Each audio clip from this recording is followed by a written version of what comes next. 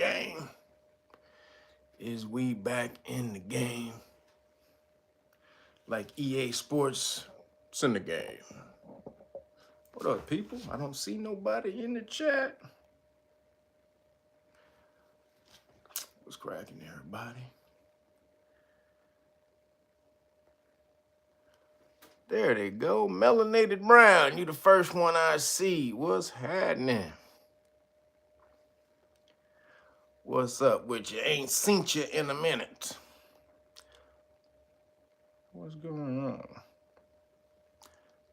Says what, it's 8 people in here? I don't see but one person. So, a little thing I learned, everybody, if you don't get your notifications, King Tony, what up? Brandon Terry, Brother L. Wise. If you don't get notifications, it's because you probably don't interact with the channel, which means, bam! Take your damn shoes off when you enter my dojo. That's what it means. I mean, hit the like button.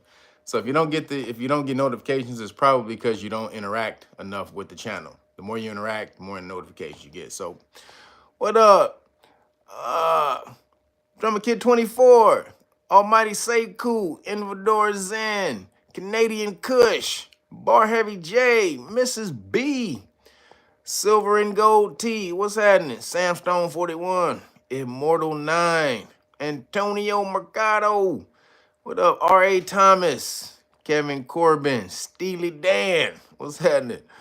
Brian Bennett, Christopher Perkins, what's happening? Elijah Al McBay, Travis Bailey, yo, what's happening? DJ Sherm, Hood Politics Entertainment, Sharky Dog, what's happening? Demetrius Willis, Antonio Santos, what's happening? Lance Ward, Aaron Wilson, Dwayne Hicks, what up? Flex Heart Mozart, I like that. That Boy Tree, MD Marksmanship, y'all got some names, boy. Empress B, what up, Miss Jeannie? Tony Robinson, Jan Wind, what's happening? Don Black, y'all piled on in here now, huh? Jody B, King Tony. This is, what's that? Ia Aqua, I hope I said that right. Hinty Hetty Nefru, Terrence Highsmith. What up? Kissed by the Sun, me too, baby. Go Laser Crush, or excuse me, CG Laser Crush. Rowdy Wood. Was that El Reborn, True Knowledge, Melanated? I got you, Melanated Brown. King Samo, Maria Carbajal, and Nikki Wheeler. What's happening? Wait, Nikki Wheeler McCroy. Sorry. What's happening, y'all? Man, ain't seen you in a minute. What's pop logging? Man, had a little time off. Had to take a little time off, goddammit.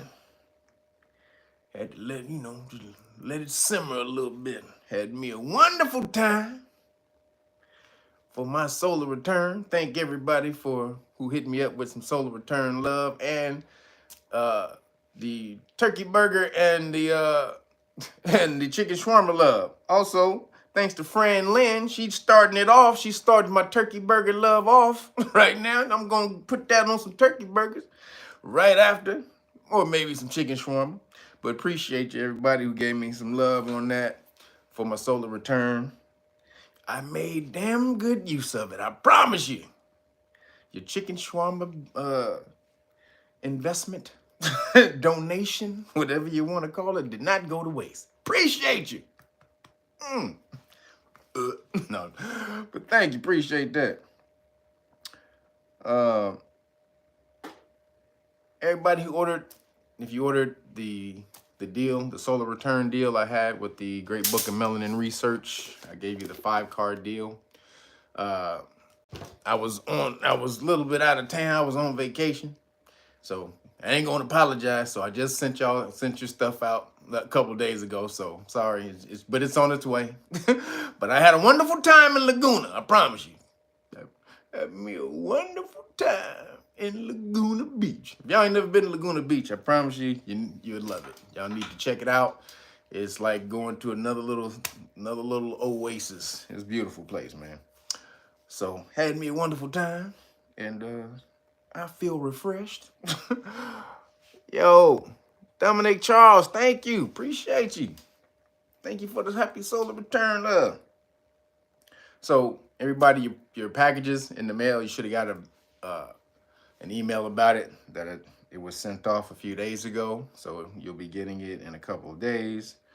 I don't have the solar return deal going right now, but you still, if you order the Great Book of Melanin Research, the hard copy, you still get the whole police stop law package, and then you get the 2 flashcards, the Police Stop Flashcards Volume 1 and Law and Government Flashcards Volume 1. And you get all of the rest of this with it right here. Oops, the Know Your Rights Manual and the Public Official Bonds book, what to do when they come after you, they violate your constitutional rights. You get all of this with the cards, the Know Your Rights, the Constitutional Rights card, the Qualified Immunity card, and notice. You get all of this. All of this comes in the package.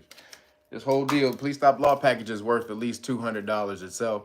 So you're getting that for free. So again, make sure you guys support. Get over to realnoggins.com. Order the Great Book of Melanin Research. Only the hard copy. You only get the deal with the hard copy. Some of y'all think hard copy, then you get the deal. But I appreciate you. So realnoggins.com if you want that. If you just want to order any of the products that we got still at the 5 decks of flashcards, just go to knowyourrightsfoundation.org or kyrf.org, and you can order any of the individual products if you want to support the Know Your Rights Foundation, because we raising those million Johnny Cochrans. We doing it. I'm trying to tell you, OJ just died, damn it. We got to OJ just kicked the bucket. We got to represent for Johnny Cochran. So, but if you want to get over there, if you want to learn the law and become one of those Johnny Cochrans, join the Million Johnny Cochran, march that we got going on, the movement that we have going on. Get over to knowyourrightsfoundation.org. You can earn one of these basic law or routine police stop traffic law certifications right here. So you can get out here, use this, takes us back to your community and teach your community so that we can end all of this police-itis. You know what police-itis is? It's the disease that usually only affects the community, the inner community, melanated people and Hispanic people. That's that feeling you get in your gut when you see the police in your rearview mirror, or when you look in your rearview mirror and you see a black car and a white car traveling together, and you blend the 2 colors and you think that's the popo, and then you finally get, oh shit, that's just a black and a white car traveling together, but your ass is sweating, your palms your palms sweating, your hands shaking and shit because you thought it was the popo. You know what police-itis is. All of y'all know. When you see that popo, you know that feeling you get. It's called police-itis. And here's the cure, damn it. So get over there, make sure you learn your rights, and learn how to make the police accountable when they violate your constitutional rights, okay? Right here, knowyourrightsfoundation.org, earn one of these. And the deal is we teach you for free. You don't have to pay us anything to teach you the law, but you do have to go out. You have to work for one of these, get this certification, work hard to get this certification, then go back out and teach the community. That's the deal that we have to make. So that's the contract. If you don't want to do that, don't come over here. You just want to try to learn the knowledge and try to hoard it all for yourself, and you keep pushing. You can order any of these products individually, and we'll happily send them to you, and you can learn the law individually by yourself. But if you're coming over here, we're going to spend our time, our hard-earned time, to teach you the law for free. Then you got to give back. That's the deal. Appreciate you, though. All right. And so anybody also who wants to learn status law, if you want to learn, so we teach police stop law and Know Your Rights Foundation. If you want to learn the status law, being able to change your status, keep 1 foot in the system, 1 foot out of the system, because you're going to have to learn that dealing with this corporation. You can go to patreon.com/realnoggins, and I teach you how to contract. That's basically what this whole thing is. In the word, you want to learn how to contract. You're dealing with corporations. So if you're dealing with corporations, how do you contract with corporations? Because that's the only way a corporation can interact with you is through a contract. So how do I deal in contract? So that's what I basically teach. So go to patreon.com/realnoggin, sign up to one of the status class levels. At the highest level, if you're able to explain the paperwork, they give you the paperwork for free. So make sure you go over there and do that. And these are two separate things. You use status law for when the government comes after you in the future. All right, that's a future thing. Police stop laws for right now. We're dealing with police right now. The government will come after you, and you can deal with them with your status once you learn it. That takes a little more time. So you want both, the yin and yang. So make sure you do both of those if you want to be up on your law game. All right. And like I said, thanks everybody for the solar return love. I appreciate it. I got it all week. I was feeling the love and the chicken shawarma. I sure was. I sure was. And Laguna thanks you too. But then there was the eclipse. People call it the eclipse. Just wanted to talk about it real quick. I don't need to go over it that much. They call it an eclipse. It's not an eclipse. It's an alignment. Just so we're clear on what the hell is going on. It's an alignment. So whenever you have what they call an eclipse, where the sun is completely blocked out by the moon, it's not an eclipse, it's an alignment. It's an alignment of the earth, moon, and the sun. A perfect alignment. Because the sun is 400 times bigger than the earth, but then the moon is 400 times farther from the sun. So when it's positioned directly between the sun and the earth, it's a complete block, or it's a complete circle, complete harmony. So that you explain that type of harmony. I don't think you can. That's in the universe. That's universal harmony. You understand? So they only call it an eclipse. The word eclipse means to abandon or to forsake. So when they would look up in the sky, in the sky, and they had the magic man, if you don't give me 20 chickens in the next 30 seconds, I will block out the sun. What this nigga talking about, nigga? Nigga, you better get the fuck out of here before I beat your ass, nigga. Give him 20 chickens, okay? 5, 4, 3, 2, and this nigga would point at the sky like that. And then the sun would start to get blacked out. Nigga, here's some chickens, nigga. Here, you want a kid, nigga? You want what you want, nigga? Here, my wife too, nigga. They would start giving everything when this nigga would black out the sun. They thought he'd black out the sun. So they thought the father or the son was forsaking them, was abandoning them. So that's what eclipse means, to abandon, to forsaken. So, that's the father, son. So they were being abandoned by the father. Y'all know them charlatan niggas. We still got a lot of them niggas today. Them fake conscious niggas who try to sell you bullshit. Try to get you to be their followers and all of that. But shout out. Appreciate that. Who was that? Musa49. Appreciate you. Thank you for the super chat. Say, Kev, what's good? What's a good way to erase the machine? If somehow got it. What's the smack scene? Man, there's a detox I have. If you email realnoggins@gmail.com, I'll send you the detox. I'll send you a link to the detox. All right. And also, if you want a Cash App, that's Cash App Real Noggins, the number 9. Appreciate that. Cash App Real Noggins, the number 9. Appreciate y'all. Oh, Timmy Tight Top, he was supposed to bring me some juices. He tried to bring me some juices last week, but I was off. Wasn't thinking about you niggas. Sorry. Wasn't thinking about you niggas. Sorry, not sorry. Thinking about Laguna Beach. Right now, at this time last week, I was in Laguna Beach chilling. But Timmy Tight Top, he's still selling the juices. He didn't get a chance to bring them by today. But please, if you want some of those delectable juices that I should have, Timmy Tight Top, this week, make sure you call him 323-864-4425. Just text him. Basically text him. Don't call him because he's crazy. But 323-864-4425. And he will send you your juices and hook you up with the deal. Mention 5 off juice. Again, that's the number. That's 5 off juice. And he will give you the deal. All right.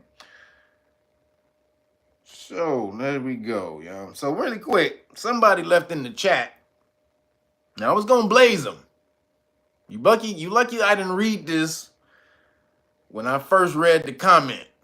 Cause you got me when my fires cooled down. So I ain't gonna blaze you on this. But somebody asked me if the information is so important for melanated people, then why am I charging people for it? Am I charging y'all niggas to be on this channel? I didn't think there was a charge to turn on real niggas. I should be charging you niggas for it. But I didn't think there was a charge to turn on real niggas. If you give me a super chat, I appreciate you, but nobody has to. I appreciate it though. However, if you mean for the law information that I've spent years compiling, going through law schools and going and diving in law books and putting together whole systems so that you can learn, why shouldn't I just give you that for free? Niggas, you crazy? See, this is the mentality. Always wanting something for nothing. The reason you have to pay for it is because of karmic energy. You have to put energy out for energy to come back.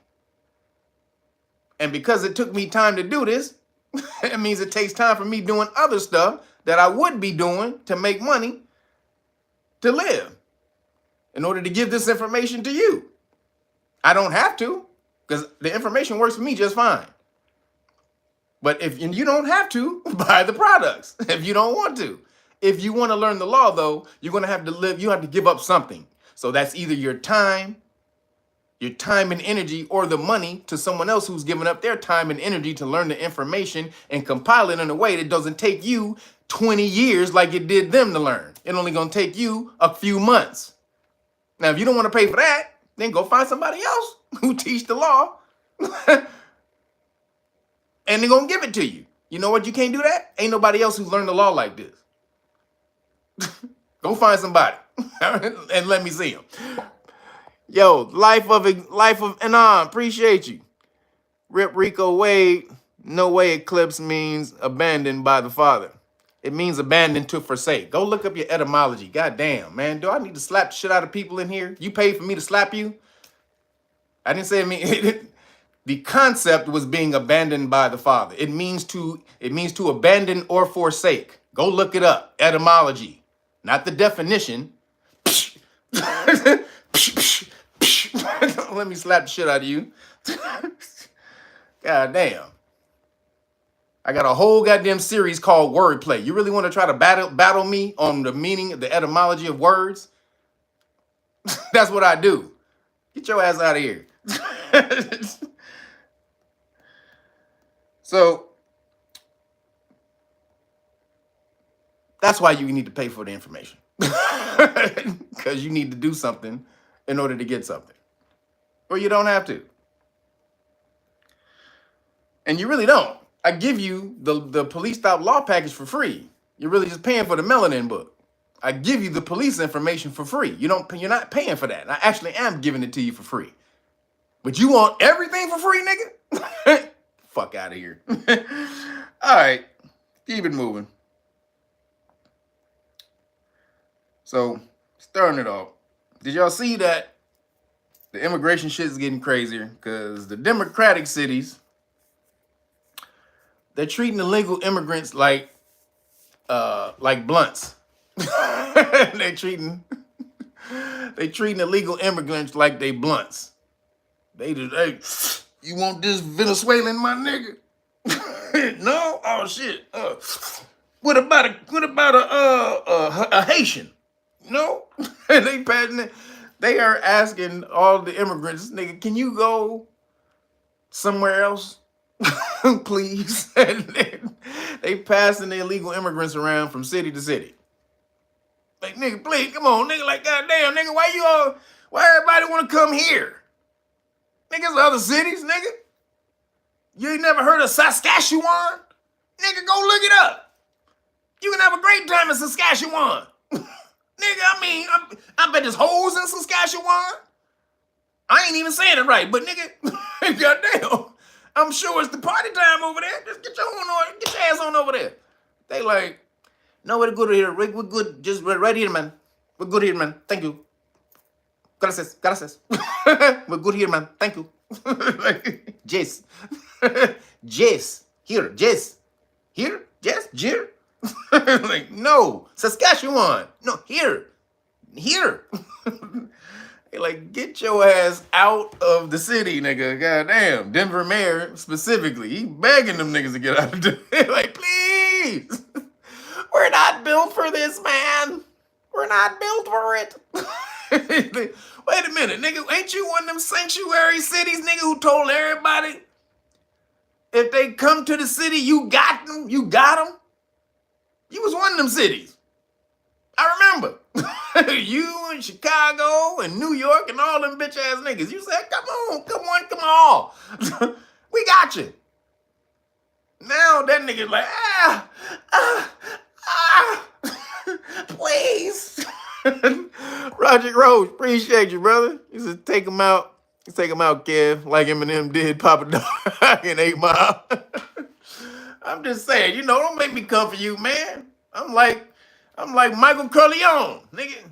I didn't want to cut nobody's head off, but as soon as I get out, they pull me back in. Don't make me smash on you, man.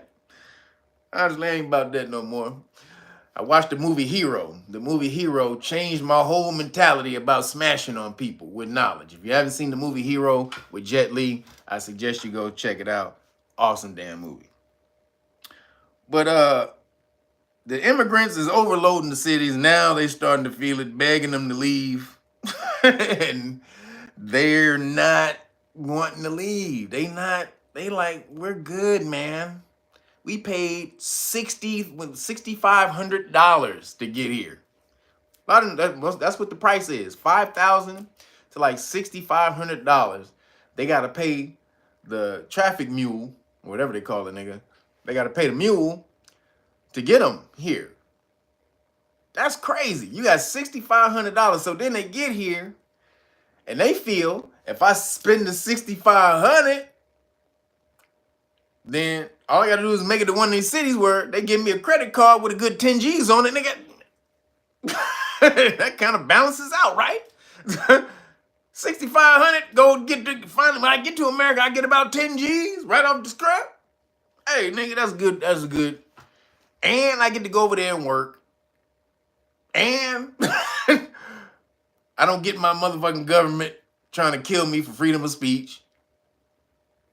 And like there's a whole bunch of ands. So they're gonna pay that money to get over here. So now the gangs are selling illegal immigrant fake IDs and passports so they can get jobs. It's going down. This shit ain't about to turn back around, y'all. They getting fake IDs and all kind of shit. These fake IDs be looking good too. Allegedly back in the day, I might have known someone who knew someone who could have gotten one of those. And that motherfucker looked damn good. It looked real as shit. Now, it's a little spot out here, downtown, called Alvarado Street. If you're from LA, you know what I'm talking about. Alvarado Street, back in the day, used to be able to go to Alvarado Street, ask one of them Mexicans, hey, my nigga, can I get me sure could get hooked up and then get a couple of burritos while you waited. on your hey nigga, let me get one of my ID cards and 2 taquitos. Yeah, with a cerveza. Bert, thank you. Jess. So they hook it up, boy. So they getting those over in New York and getting jobs. Then the New Guinea embassy in New York is telling the citizens how to get into America illegally. The New Guinea embassy that's in New York is telling their citizens how to come into America illegally. You know why they do that? Because they get over here. First off, they get paid. A lot of those officials in the embassies are getting paid to do that. But then they get over here, they work, they make money, don't put it back in the system, our system. They're sort of just taking the money out of the system and then they send it back over to New Guinea or wherever the hell they're from. So, I mean, they spend whatever little they have to use to survive, but they're not really putting, you know, major dollars back into the system like you are. They're not paying taxes. That's one thing, because they're not in the system. So they're just getting jobs and they don't get any taxes taken out and they just take all that money and send it back. So New Guinea's full of shit. They basically, everybody's in on the let's rob America game. Let's put the banana in the tailpipe of America. Everybody's taking a turn right now. America's the doorknob, y'all.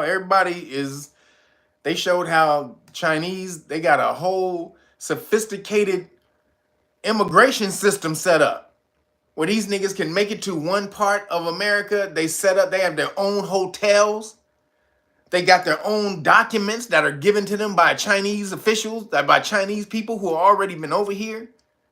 This shit is crazy. They dude tried to go up in there and film. They didn't want him to go in there and film, but it was nothing but Chinese people in this apartment building. Illegal immigrants. That was on hold until they got their documents or whatever they were supposed to get to move on and then slide into America. And this is going to affect, again, nobody but the lower class people in America, which is melanated people and the Hispanic people.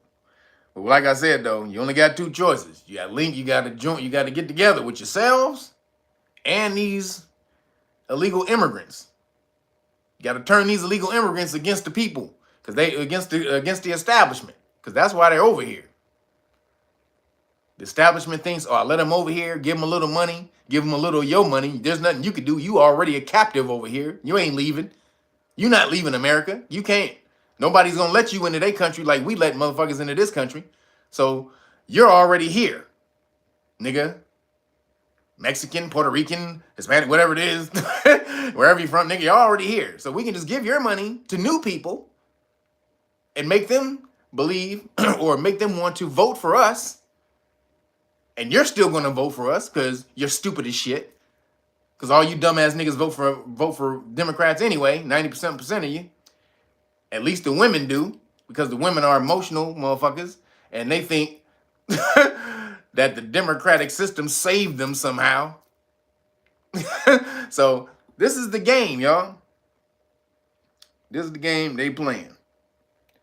New Guinea and China and all them are getting their citizens into America illegally to basically steal. And then also they know overloading the system will overwhelm it and break it down eventually, unless we do some crazy drastic stuff. But their resources are gone. You see, that's why the Denver mayor's like, please, we have no more room or money.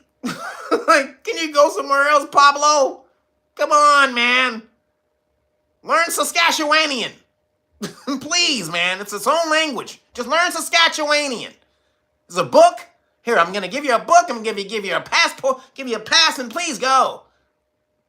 Okay, Pablo? Yes. So,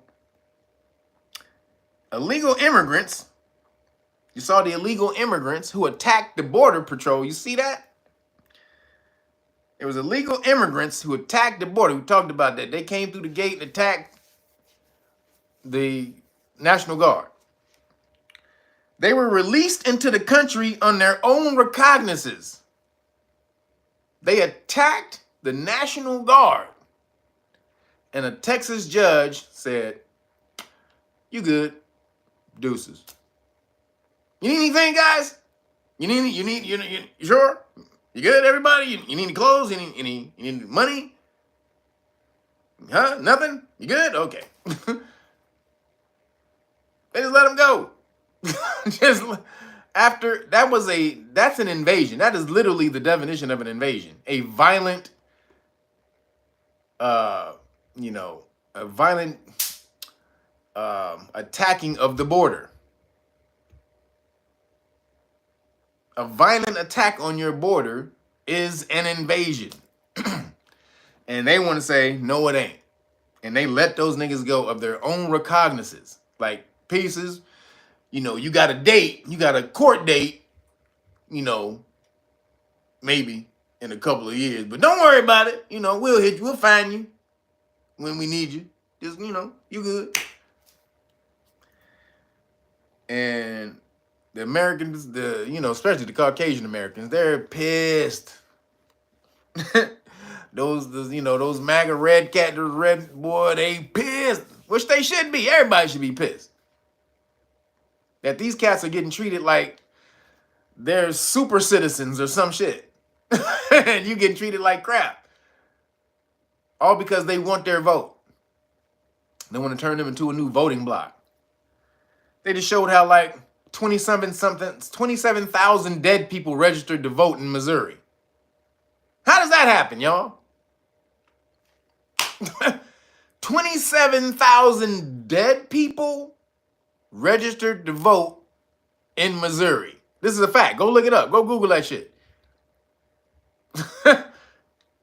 And they want you to believe this shit ain't rigged. Okay. Hence the reason they don't want people to have voter ID. Because then they can just send anybody in there to vote. Doesn't matter. You can just go in, anybody can walk in and vote. No idea, whatever. So that's how 27,000 people get registered. Dead people. 27,000 dead people get registered to vote. That's insane. And so, the Biden administration, they're not prosecuting actual violations of crimes, but they're making up violations and prosecuting people with, basically violating your constitutional rights and prosecuting you. This shit is it's going crazy, man. I'm telling you, and it's gonna get crazier as we get closer to November. I don't believe it's gonna be a real election. I don't even think it may be an election. Then they just came out with the movie Civil War, which I heard they kind of backed up. It was supposed to be anti-Trump, anti-Republican, but then they backed up on it. They didn't really want to cause, any more strife among people. So they basically, I didn't see the movie, but the report on it is, it's basically from the reporter's point of view. And it's not necessarily making Republicans or Democrats bad. Now, I don't know. I haven't seen it, but they're pushing the agenda. They want the turmoil in society. They want you fighting. They want you strifing. Man, woman, black, white, man and child, grown people, children. I mean, every damn dynamic, they want to turn against each other. So don't fall for the bullshit. If you see that, don't fall for no stupid shit like that. Because you see the game. So moving along, in New Khazarian news, because we got to talk about the New Khazarians. And so, we talk about the New Khazarians a lot because they run the world. The New Khazarians run the world. Curry Jackson, appreciate you. Just received your package. That's what's up. That's what's up. See, I get you your stuff. Shit, I get you your shit. Appreciate you, brother. But we talk about the New Khazarians because they run the world. But their time is coming to an end. It's the beginning of the end of their power. If you are really peeping what's going on, it is the beginning of the end of the New Khazarians' power around the world. So, because there was a U.S. congressman, because you can see how this is starting to get out of control. A U.S. congressman says New Khazaria needs to drop a nuke on Gaza and get it over with. That nigga said drop a nuke. Just go ahead and drop a nuke on Gaza. Shit, let's get the fuck out of here, nigga. It's Miller time. It's Miller time, baby. You remember what was it? What was that commercial? If you got the time, we've got the beer, Miller beer. Y'all remember? Come on, I know you old school people remember the Miller. They want to drop a nuke on Gaza and make it Miller time. Anybody remember Miller time? Man, it's over. That's it. When it was Miller time, whatever you was doing, that shit is done. It's Miller time. Let's get that drink. So they that congressman, once the backlash come out, he went, oh no, I didn't really mean to drop a nuke. It was metaphoric. I'm just saying they have the right to just do whatever they need to do to defend themselves and blah blah blah blah bloopity bloop. Nah, nigga, you said drop a nuke on 2 million innocent people. That's what you just said. Drop a nuke on 2 million innocent people. The shit is starting to be, I'm telling you, people are starting to see. They can't hide the bullshit rhetoric no more. Before, I don't even know how this used to pass before, but stuff like this, rhetoric like this, used to just be able to go through because you couldn't question the new Khazarians. Like Dave Chappelle said on Saturday Night Live. One of the most artful 10 minutes of stand-up, 8 minutes of stand-up you'll ever see. He dissected the new Khazarians live on TV. So shout out to Dave Chappelle. Because then the ADL, it says, they came out, the ADL, these niggas is crazy. They said wearing Palestinian scarves is like wearing a swastika. Are these niggas pushing it or what? If you wear a Palestinian scarf, just the colors, what is the green, the red, the black, and what, white? Because green, green, and black, that's Africa. But the green, red, black, it's the African flag plus white. Yo, Transcendential, thank you, brother. They're expecting a Trump win, so we'll see a crisis and more, and tons of money to Ukraine before their power is out. Yep, they sure are. They running for the hills. They think Trump is gonna win, so let's wring out every little bit of power, last bit of power that we can. Let's wring that fucking towel of power out, nigga. Yeah! They trying to get it, baby. So the ADL says you can't wear Palestinian colors or Palestinian flag, or you a Nazi. It's like wearing a swastika. These niggas are the narrative. They're just getting out of control with it to the point where it's just becoming absurd. Wait a minute. The Palestinians put people in ovens? Huh? Wait a minute. How does that go together? When did the Palestinians throw niggas in ovens? Nigga, that don't make no goddamn sense. So then Biden, he sent 2,000. He sent more 2,000-pound bombs to New Khazaria so that he can drop.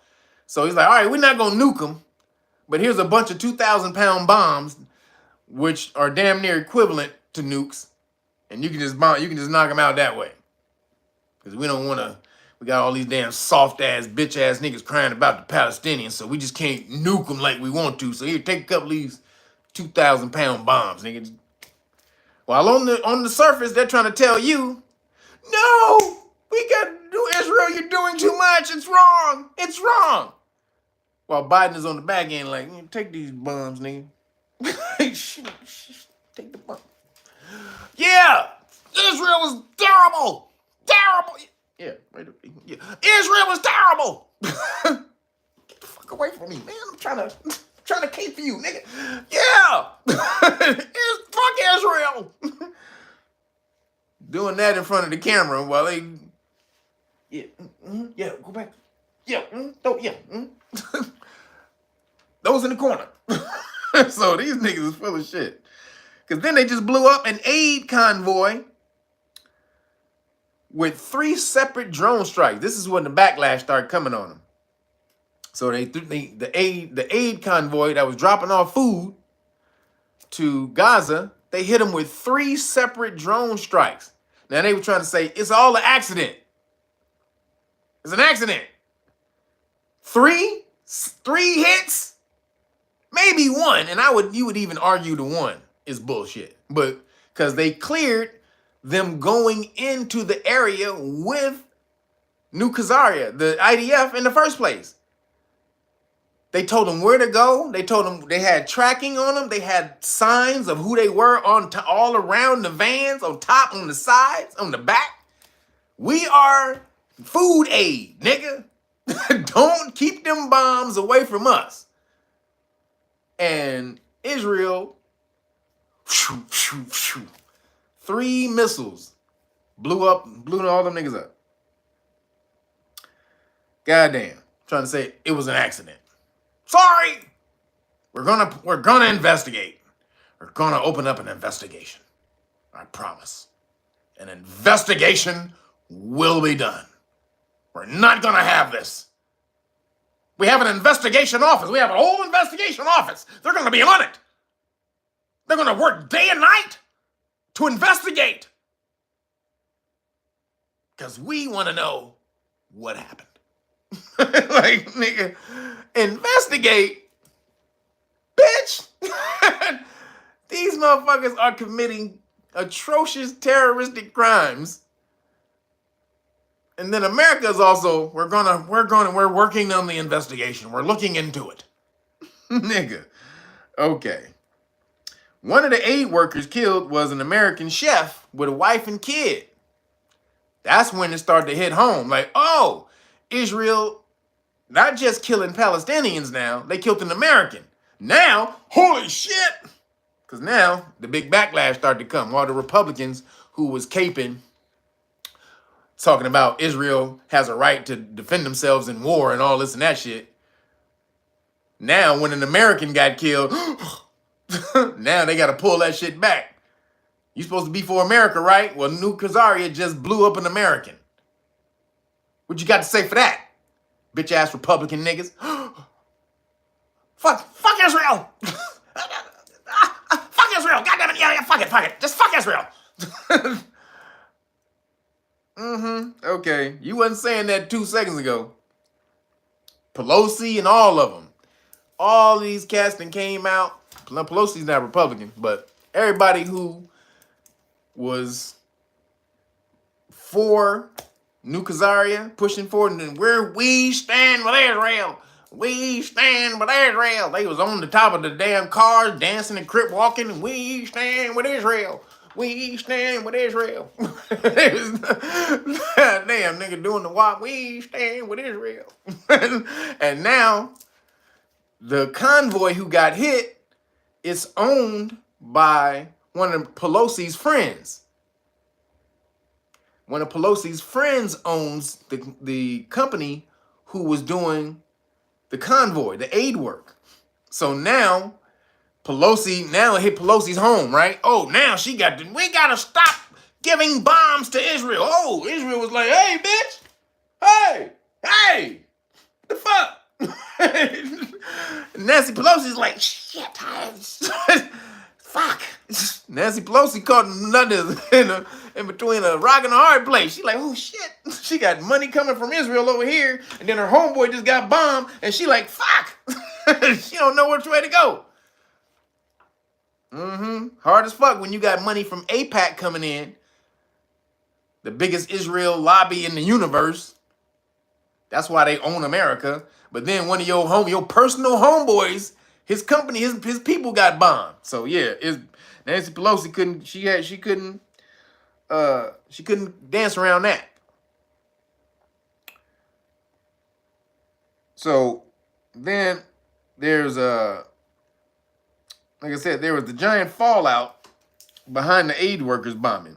But then how they bombed them, how the target was chose came out. This is crazy. Excuse me. So there was a report from the Israeli newspaper. I think the newspaper is called Haaretz.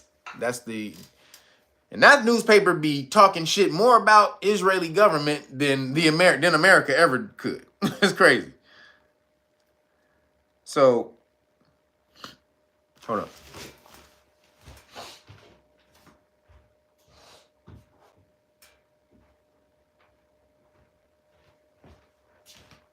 So the newspaper Haaretz, like I said, they be talking shit about, Israel I mean, they tell the truth. So if you want to really know what's going on in Israel, you can read that. They're online too. So Haaretz is online. But they said that New Khazaria is using an AI app to locate Hamas people, Hamas members, called Where's Daddy? It's an app called Where's Daddy? What is Where's Daddy? Where's Daddy will locate a Hamas person when they've gone home with their family. And they're sitting in the house eating with their family who had nothing to do with anything. This may not even be a Hamas member that did anything. They just identifying them as Hamas members. How do they identify them as Hamas members? Any male, any Palestinian male is identified as a Hamas member. Did y'all know that? Is defined as a militant. Any Palestinian male, doesn't matter. Even the children, they're all identified as combatants. This is some bullshit. So the app will say, "Where is Daddy?" It'll locate them when they at home with the family, and then they blow up the whole goddamn family. This is some bullshit. Then we niggas just standing by like, that's just war, man. War is really hard. You know, when you're in war, you have things that happen in war, man. You know, you have atrocities. Name me a war when there hasn't been some type of atrocities that you could say on either side. Just, you know, when it's in war, these are just things that are, nah, nigga, no. You soulless bitch. You just can't kill innocent people like that and think that your karma and energy, that you're supposed to be able to go on and live life with blowing up kids and shit. Starving people. Blowing up innocent people. People who ain't even part of Hamas, really. They don't even know if they're part of Hamas. Here, check it out. It said the app is meant to find Hamas members when they're at home with their families. They also have an algorithm called Lavender. This is from his Haaretz newspaper. This is from their own newspaper, y'all. So they have an algorithm called Lavender that marks military-aged men for death. It marks military-aged men for death. Like I just said, they don't distinguish. So Lavender marks you for death. The AI app is where they send the missiles. They just mark a person. So Lavender just marks that nigga, he's Hamas. That nigga's Hamas. That nigga. Yep, them two niggas right there. Oh yeah, nigga, them motherfuckers been Hamas. Yep, that nigga granddaddy right there. Yep, that 100-year-old nigga right there. I don't give a fuck. It's 3-year-old Hamas members. I don't give a fuck. They're grooming them right now. 3 years old. And then the other app, the Where's Daddy, is what strikes, is where the strikes come in. And we're supposed to that's just life, man. That's just war. You know? Sorry. It's just how things happen. These things happen in war. We can't get too upset about it because, you know, people are defending, when people are fighting and defending, they have their own perceptions of what good and bad is.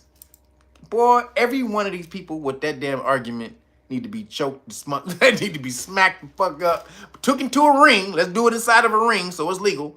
Take your ass into a goddamn UFC ring and smack the shit out of you for a good 3 rounds. God damn it. Choke you out legally. But that's what's going on with them. So then giant protests. The order is to kill every military-aged man they find in Gaza, right? That's the order. Kill every military-aged man they find in Gaza. Then there's giant protests are going on in Israel to get Netanyahu out of office, being headed by the hostages' families. See, you ain't hear about this. Brandon Terry, thank you for the cash app. Appreciate you. Good luck on my turkey burger. Hey, I got 2 cash apps. Hey, that's chicken shawarma right there, baby. You got my chicken shawarma after the live stream. Appreciate that. Cause that's when the best chicken shawarma is too. Right about now. Right about 2, 3 o'clock on a Saturday. That's when they make the best chicken shawarma. Appreciate you, brother. So giant protests are going on, being led by the hostages who Hamas had taken, right? And these are the hostages that were released. These hostages and their families are the ones, and also the hostages' families who are still being held by Hamas. They're leading protests to get Netanyahu out. But you're not going to hear nothing about that unless you go look up the Israeli news. They're the only ones telling this shit. They're the only ones telling the real story about themselves, because they don't want the backlash. They understand that Netanyahu is causing such a big backlash against Khazarian people around the world. It's going to be bad. No one's going to want to be around a Khazarian person. All they're going to do is think about starved babies and blown up buildings and all kind of shit. And they know they don't want that shit coming back on them. So they telling the truth over there in the newspaper. Excuse me.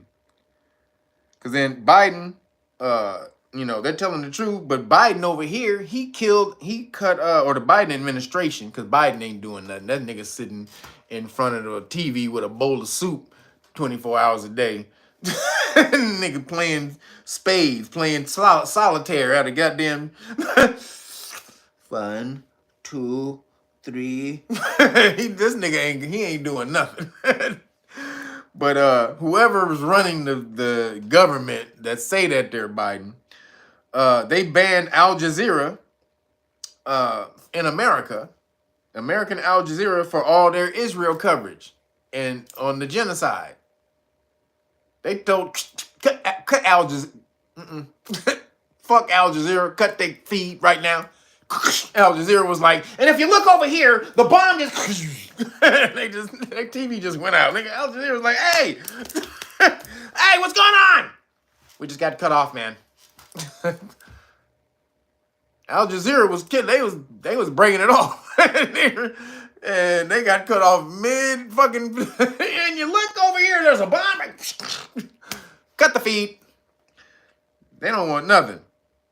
So then, because it's obvious, they're trying to pull, New Khazaria is trying to pull the world into World War III, but especially America. They're trying to get America into World War III because they just bombed the Iranian embassy in Syria. They killed the Iranian embassy dude in Syria.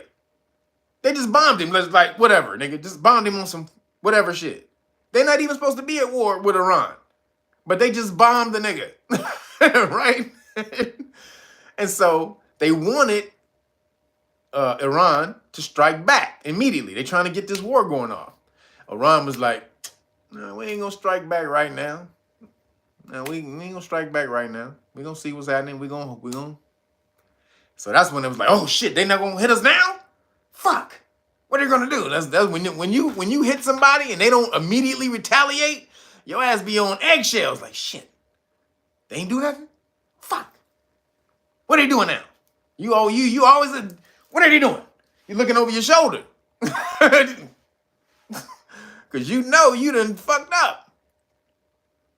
So they were looking, and then right before this broadcast, Hezbollah launched like a bunch of missiles at Israel. Literally, right before the broadcast. Go look it up on Twitter. The Mossad channel, the Mossad Twitter channel, they just put the video up of Hezbollah launching a bunch of missiles into Israel. Now it's on and popping. They wanted the World War III. Now they done got it cracking. Now Hezbollah is in it now. Iran is in it. So basically what they're doing, the Iron Dome in Israel shot them all down.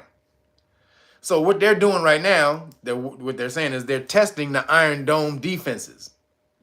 And they're also trying to get Israel to deplete their Iron Dome missiles. Because when they do, because you don't know how many missiles Iran got. Iran got so many missiles. It's crazy. They ain't like Hamas.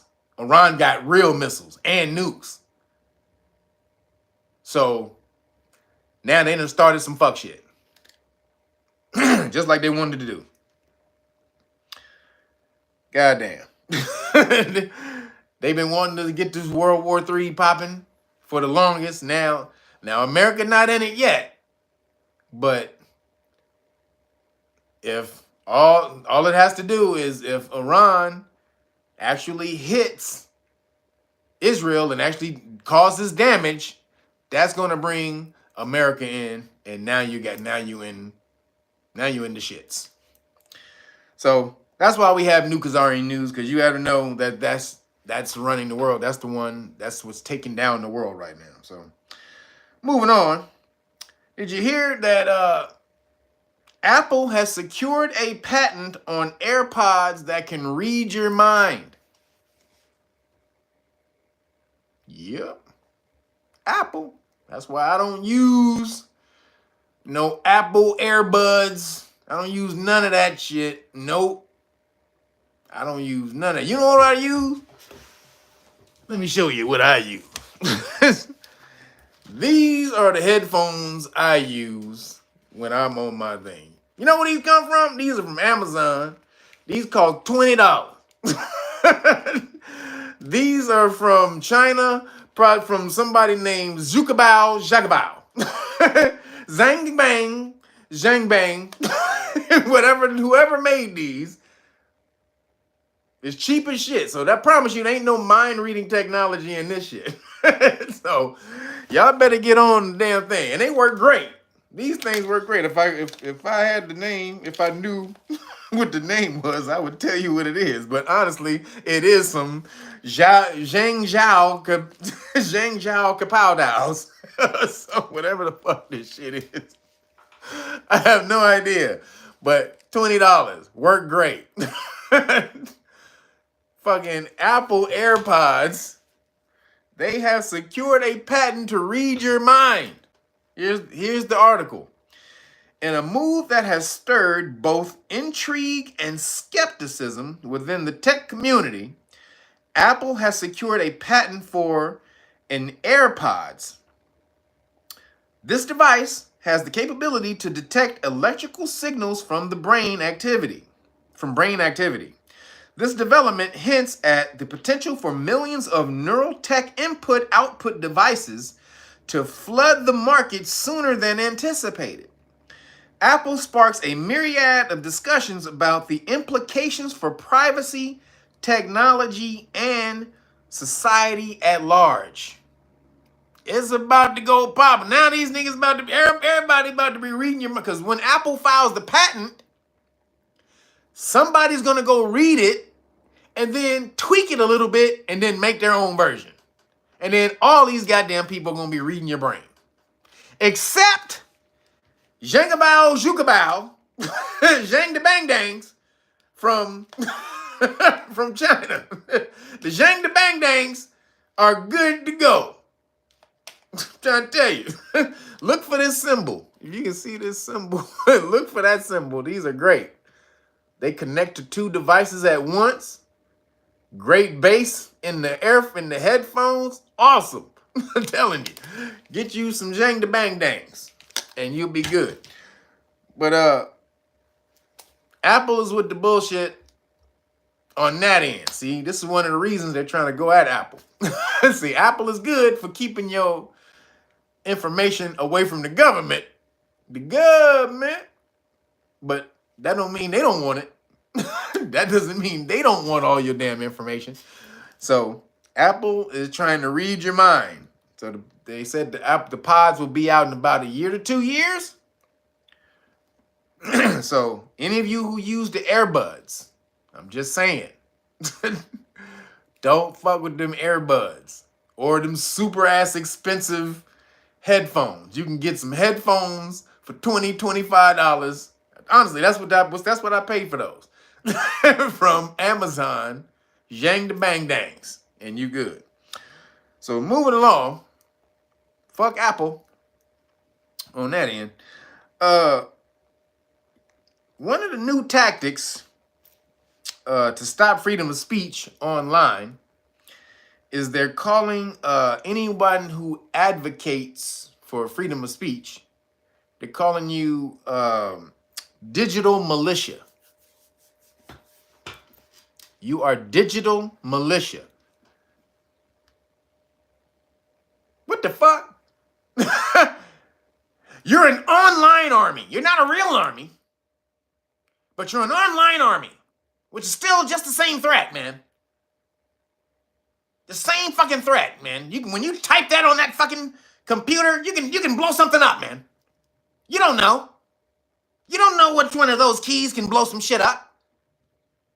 Every time you say something against me, you hate speech, you say something against a trans person, you can blow us up, man, with your typing.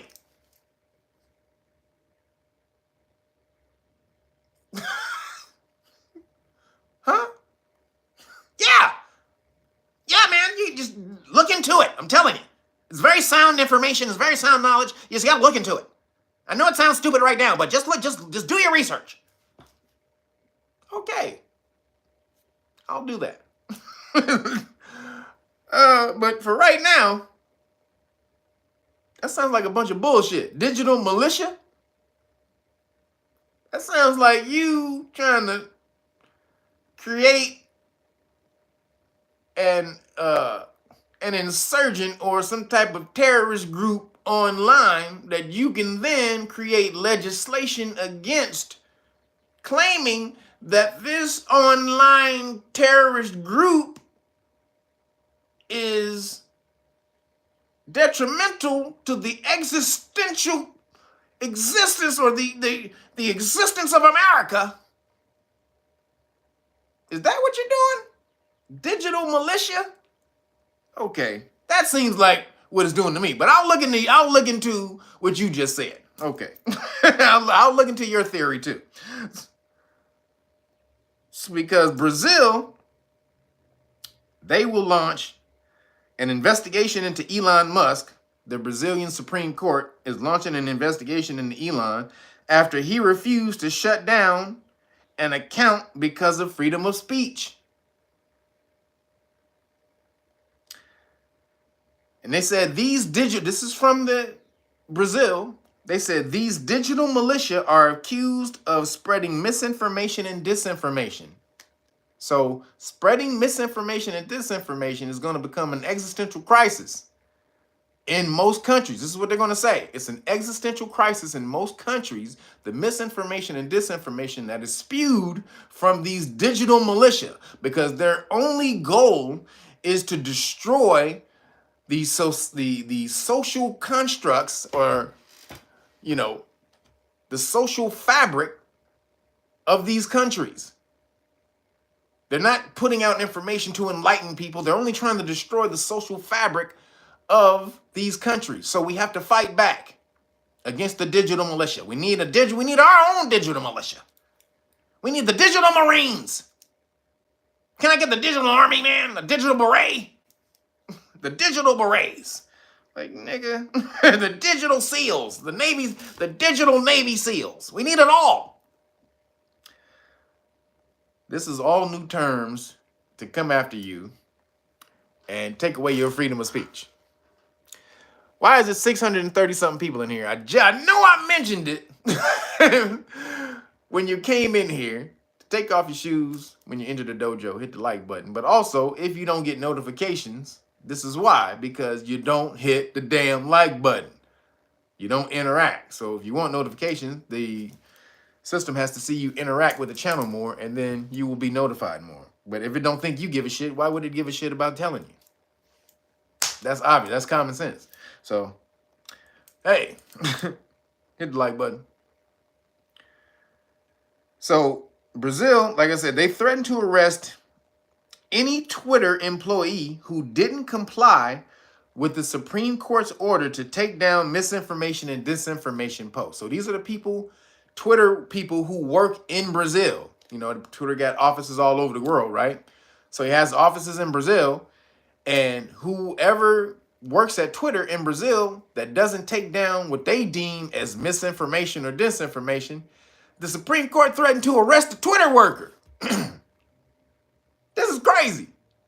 I'm going to come and arrest your workers, Elon. You may be safe in America, but these bitch-ass niggas over here in Brazil ain't. Now, what you going to do with that? So, you know what happened after that? Shout out to this cat. The Argentinian embassy, the president of Argentina said, word, okay, nigga, we gonna see, we see how you doing it. So they stepped up their game. They called their embassy in Brazil.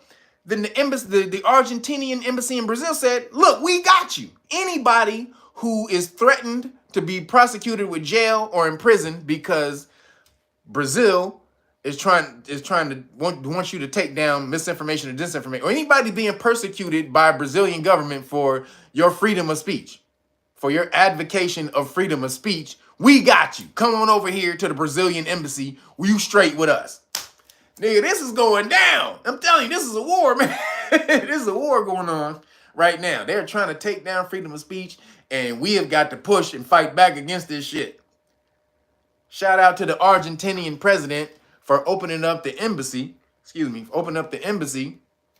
to people who being persecuted or threatened with imprisonment for fighting for freedom of speech. Yes.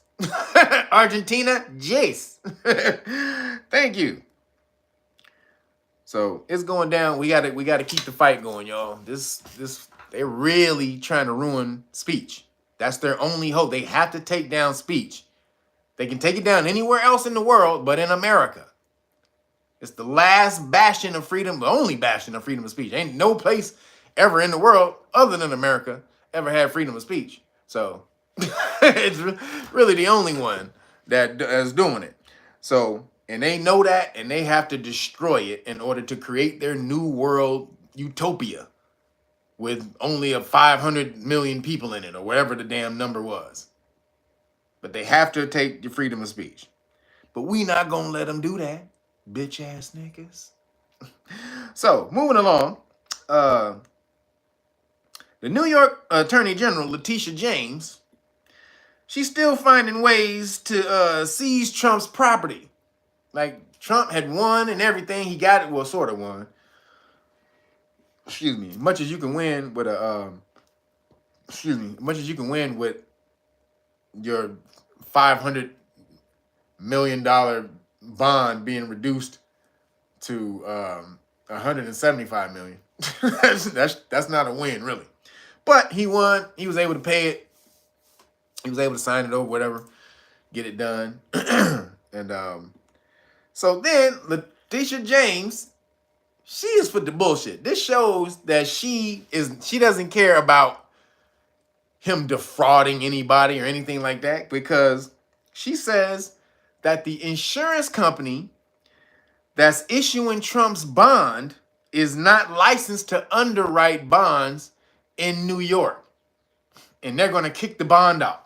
They're going to deny the bond. Or they're trying to deny the bond. It hasn't happened yet. They're trying to deny the bond. That shit's crazy. You can see this is a full court press against this nigga. This is an all-out, mash-out war. This nigga, they cannot have him be president again.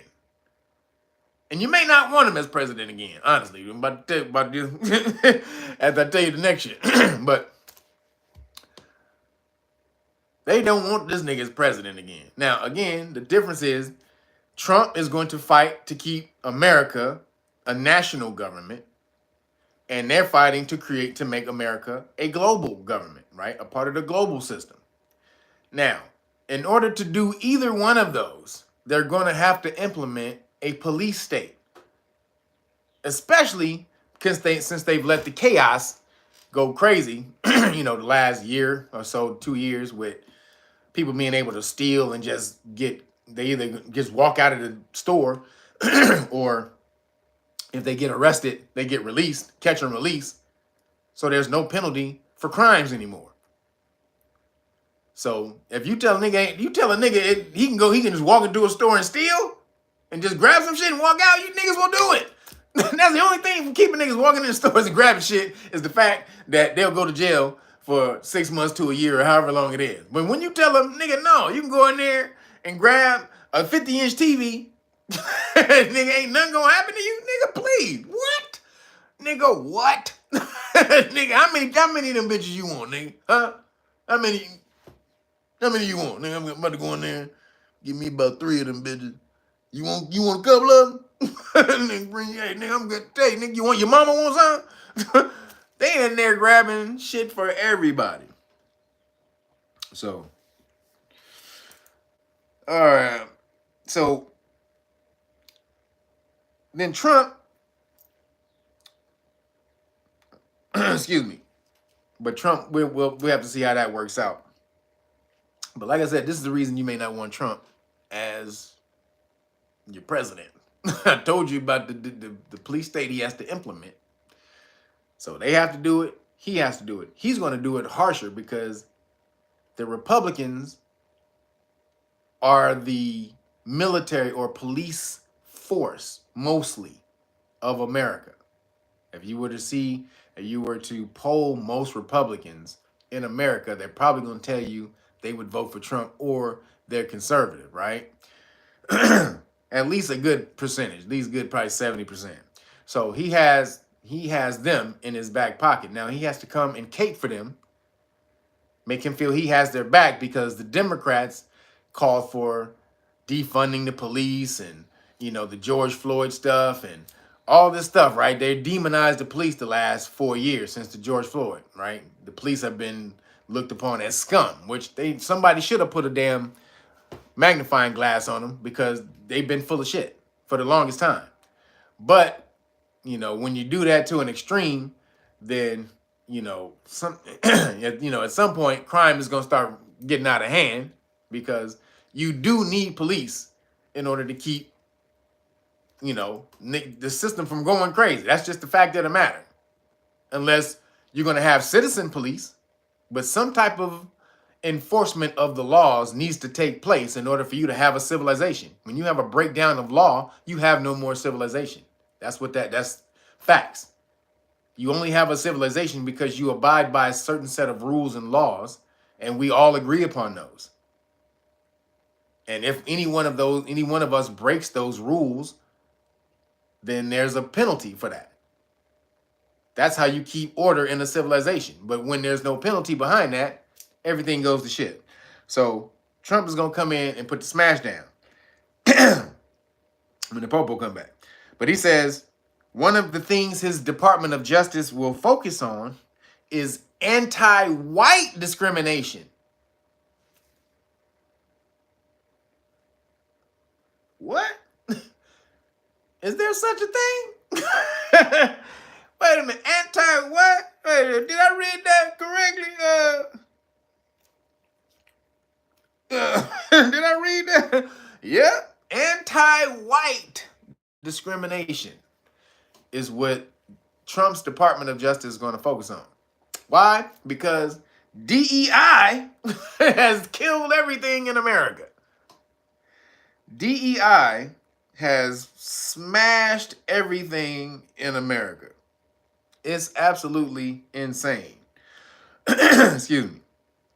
It's like affirmative action on crack, because the Supreme Court did away with affirmative action. So they had to tweak the system and come out with something to counteract that, which was DEI. That's why DEI is so crazy, because they got rid of affirmative action, right? But it has been pushing what they call the straight white male, has been pushing them to the back. Letitia James said, the system's been too male, too pale, and too stale, right? Then you get in DEI and the companies, there's no more, they don't want any more straight white men as the heroes or what they call the protagonist, the main character in the stories anymore. It has to be a person of color, or a trans person of color, a gay person of color, a fucking a person of color from planet Zucaran, a person of color from planet Zucaran and gay, and like, nigga, you gotta be 50 million goddamn things. Ain't got shit to do with the story first in order for you to be in movies and things nowadays, which is why Hollywood is about to die, because they got too many of these bullshit rules. And instead of just saying, I'm going to tell a good story and entertain you, they trying to preach to you first and tell you, oh, you need to be able to see yourself on screen in order for you to be able to get a story. Since when, bitch? I watched Empire Strikes Back 1,000,000 times. It's one nigga in Empire Strikes Back, Lando Calrissian. And I fucking got that whole story. You ain't have to see me doing none of that shit at all. I got the story. You know why? Because universal law is universal law, no matter what. The principles, if they're universal, they're gonna, they're gonna be picked up by everyone. But no, now they pushing white men to the back. Now, do Caucasian people deserve it? You goddamn right. Sorry, right now, Caucasian people, you have been. The system has been set up to keep Caucasian people in power since the beginning. Since they tried to we're trying to keep melanated people out of the system for so damn long, because they understood, the industrial power that melanated people had, their work ethic, how they worked and smashed. And so they didn't want them coming in over and taking over the system. So then when they came over and let them in the system, they put a bunch of blocks and roadblocks and shit like that to keep them from being able to level up. You only stay at a certain level while we able to get up here. You still gonna be right here, my nigga. You're gonna get more money. You're gonna feel like you're a part of the system, but don't think your ass can come up here to the top of the mountain, nigga, with us. Nigga, you better get down there. Hey, nigga, make me some Kool-Aid. Maybe I'll let you in for 10 minutes. Make me some Kool-Aid down there at the bottom of the mountain. Then I'll let you up here for 10 minutes. Yo, Larry Deadstock, appreciate you. This is Black Girl Magic.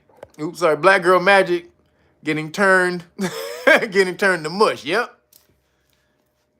All women, all melanated women are all powerful without having to go through what's called the hero's journey. The hero's journey is that you go through something, you think you're good, and then you get smashed on your ass.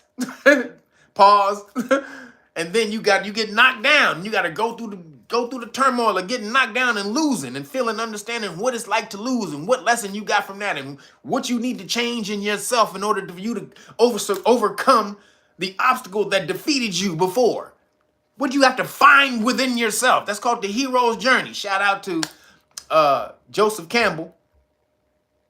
Broke that all down. That's where they got most of that from.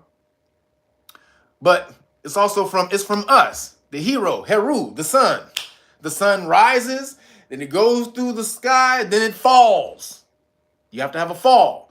Then in the fall, you learn whatever it is you're supposed to learn, but then the sun, Heru, horizon, whatever you want to hero, comes up again. And it goes through the same cycle. Rises and falls, and then rises again. So if you don't have that philosophy within your movies or whatever, you're not going to have any good movies, because people do. They rise, they fall, and then they get back up again. That's life. You have to learn. You learn from your lessons, and then you get back up, and you keep it pushing. But no, black girl magic, even white girl magic, black trans magic, white trans magic, white gay magic. Everybody. They don't. But what the Caucasians don't really make you understand is you don't really see straight black men in major roles either. It's been the subversion of masculinity all the way across the board. That's Caucasians are only seeing it in them because they were, 60 to 70% of the, leading roles in Hollywood. So when you take away what's called masculine roles, you're going to see a lot of the white men being taken apart. But no masculine melanated men are in this shit either. It's always the gay melanated motherfucker or they're a bad guy. So melanated men aren't being portrayed, on a high level either. And, in a way that we want to be portrayed. But no, the Caucasian man, Trump only sees anti-white discrimination in America. And his Department of Justice is going to focus on going against that. Anti-white discrimination. So watch out, Because the white people are being persecuted in America, everyone. White people are being persecuted, marginalized, degraded. they're being just, man, they have no recourse in America. What are we going to do? What are we going to do for the white people? Like, Tory Board, appreciate you. The first will be the last will be the first. Hey, so it's Caucasians' time to take a back seat. Now, it's not necessarily fully their time, because this is this kind of stuff really is artificially pushed. It's artificially pushed. It's like inflation. It's not organic that Caucasian people just fell out of, like in the movies and everything. This has been pushed. This is being pushed. So when you have it being pushed and it's not organic, it's inflation. So they're inflating the market with trans and gay and white and women and all this and that. And eventually that shit is going to crash. This is the inflation of, social inflation is what I like to call it. And eventually that shit will crash. What does that mean? No one will believe black people or melanated people can do anything anymore, because melanated people have been getting their jobs because of DEI. So when this shit crashes, everybody's going to question whether when you get the job, did you get it because you black or not? Or when it fully crashes, no one just going to give melanated people jobs anymore, because no one believes that melanated people can do the job properly, because before you only been getting jobs because you was a nigga. That system will crash eventually. So this is why it's supposed to happen organically and not be pushed. So then, last thing I got for this is, did y'all see the crazy story? This is a crazy story, y'all. This is crazy. One of the craziest things I heard about Trump. Not one of. This is the craziest thing I've heard. Shit's crazy. Watch this. Listen to this. So, did you know the mystery of the 1888 book is called Baron Trump's Marvelous Underground Journey? Have you guys heard of that? Maybe y'all heard of it. I just got hip to this week. Baron Trump's Marvelous Underground Journey. The book was written in 1888, right? So in the book, there's a 10-year-old boy named Baron Trump. Now, just so we're clear, Trump's son, Donald Trump's son, is named Barron. Right now. His son is named Barron. I just said I learned about it. Who? Lucifer Morningstar? Get your bitch ass out. Nigga, don't make me fucking kill you right now, nigga. Oh, you late, Kev. Well, nigga, you get information when you get information. What the, nigga, I'll smash you. What else you want to go on, nigga? Huh? Because I'll smash you on 99.9% of shit. You want to go? No, I'm just fucking with you, nigga. But, so, in the book, there's a 10-year-old boy named Baron Trump. Who meets a rich mentor named Don. He meets a rich, I love you too, man. I'm just fucking with you. They meet a rich mentor named Don. Baron Trump meets a rich mentor named Don in the book.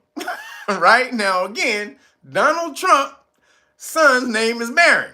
Okay. Now, Don,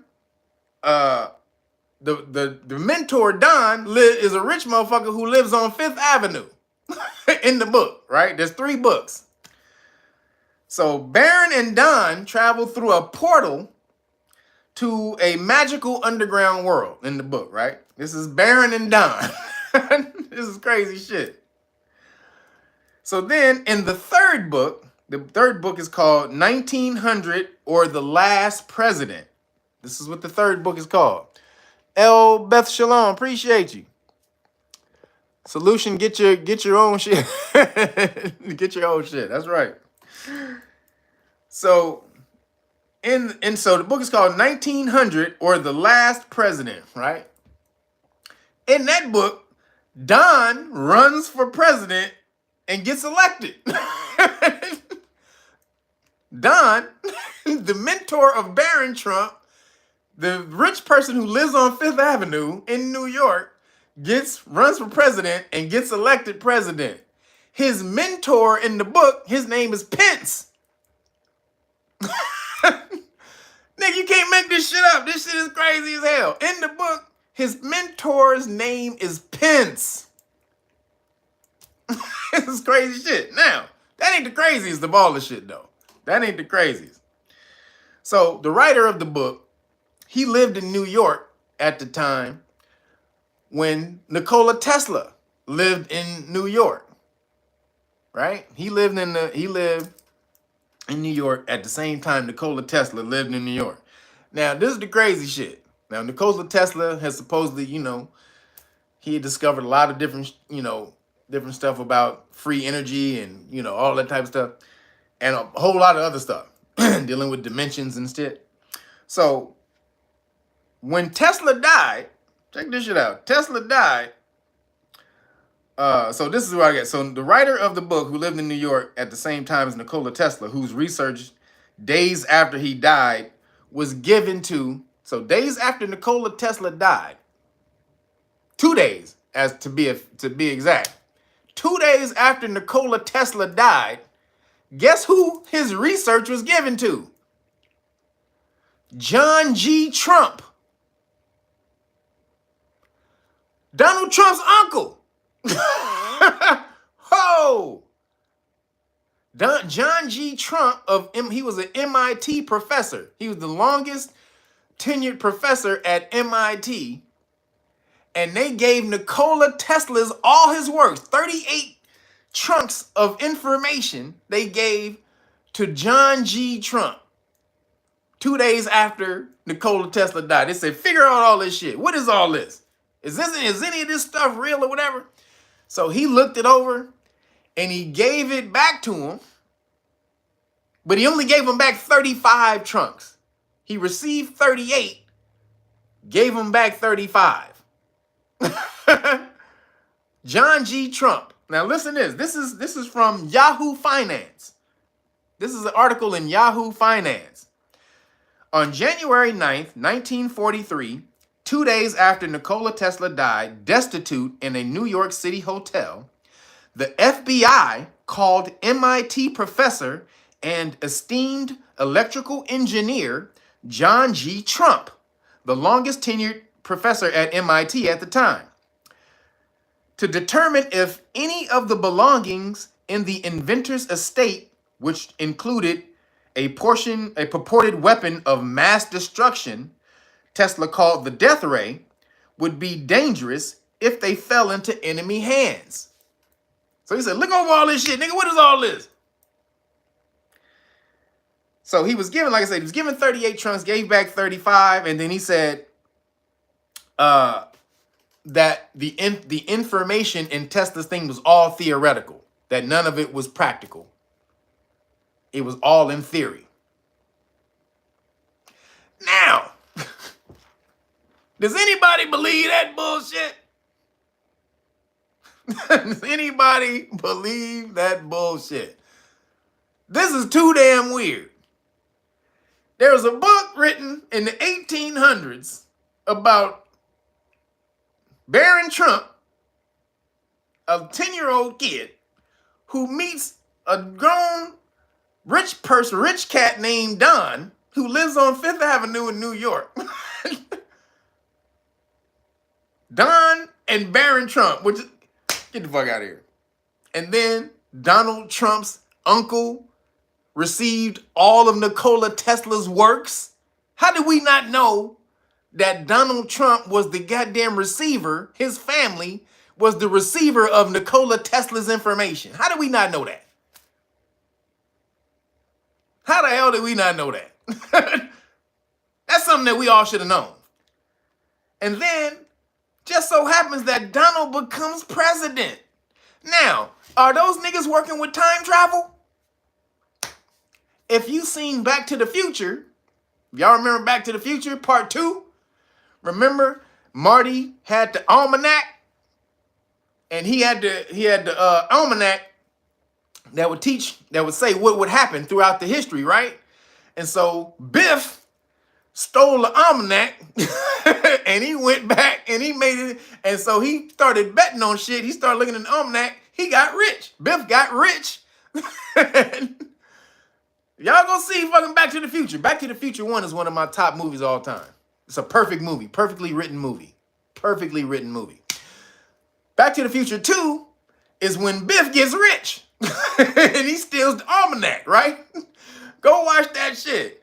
Now we see, wait a minute. So it was in the past, he get the almanac, then Biff becomes rich in the future because he knew what was going to happen. Did Trump and them get some shit?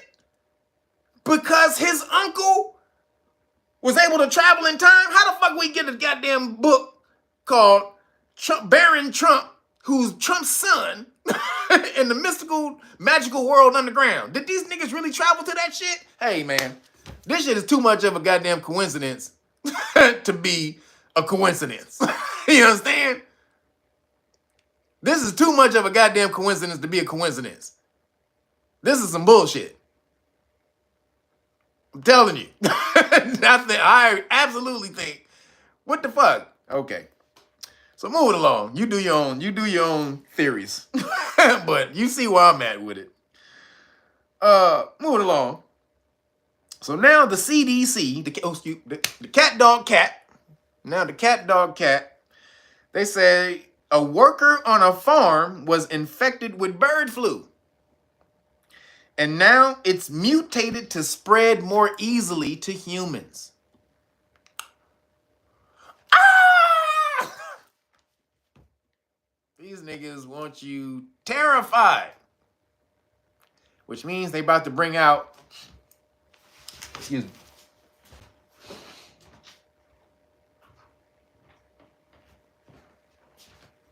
Which means they're about to bring out another Pandeezy or something like it.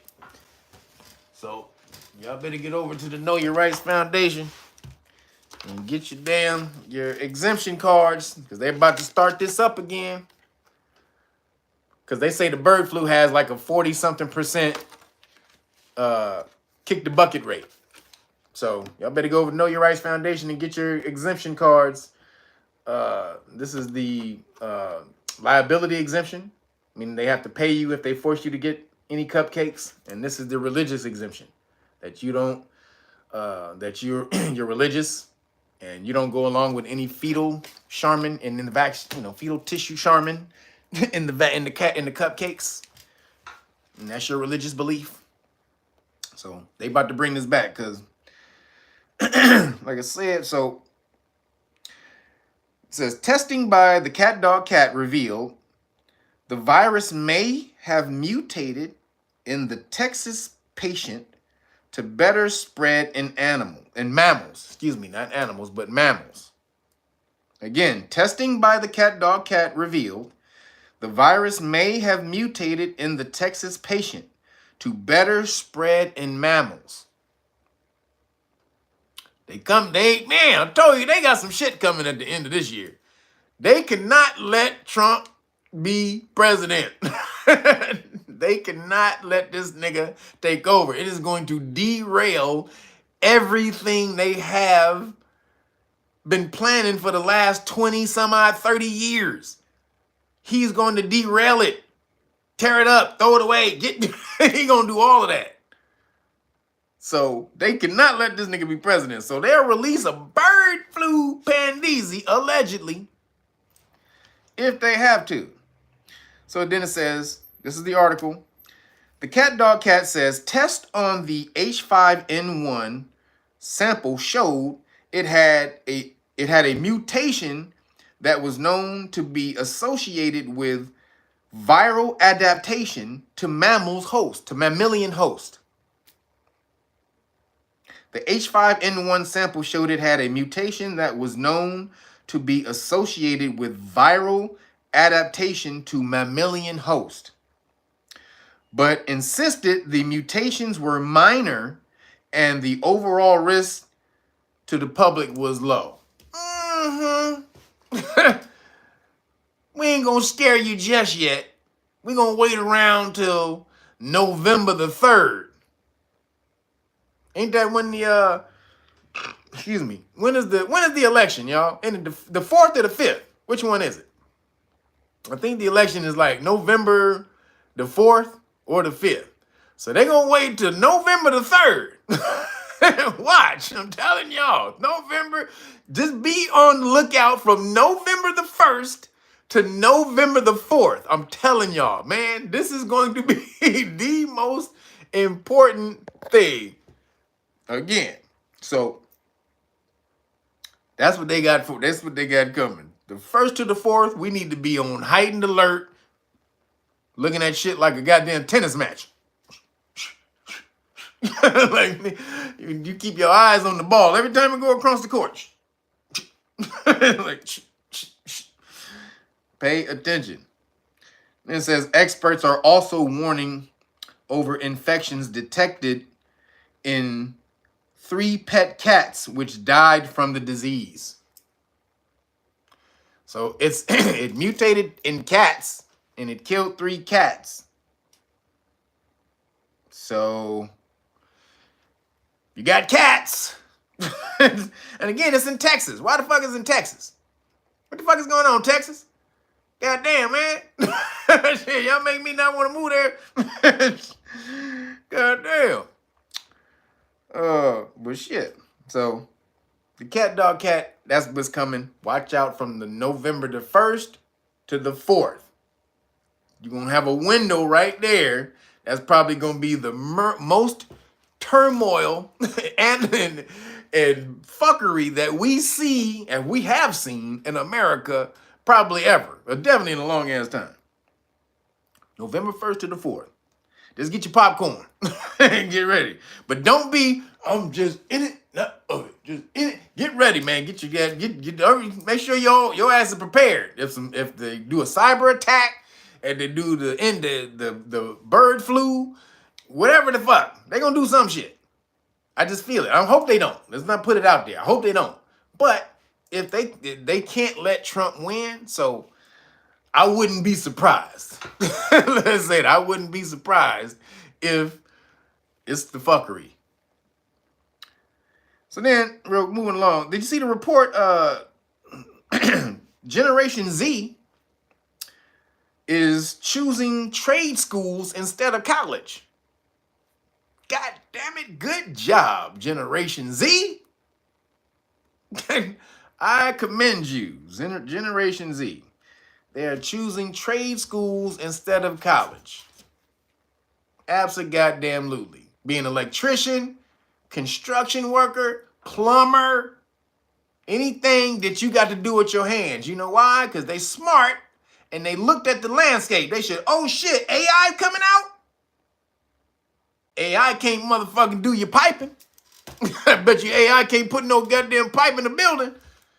Bet your AI can't do no wiring, no electrical wiring in this building. Let me see that shit. Bet your AI can't build this bitch.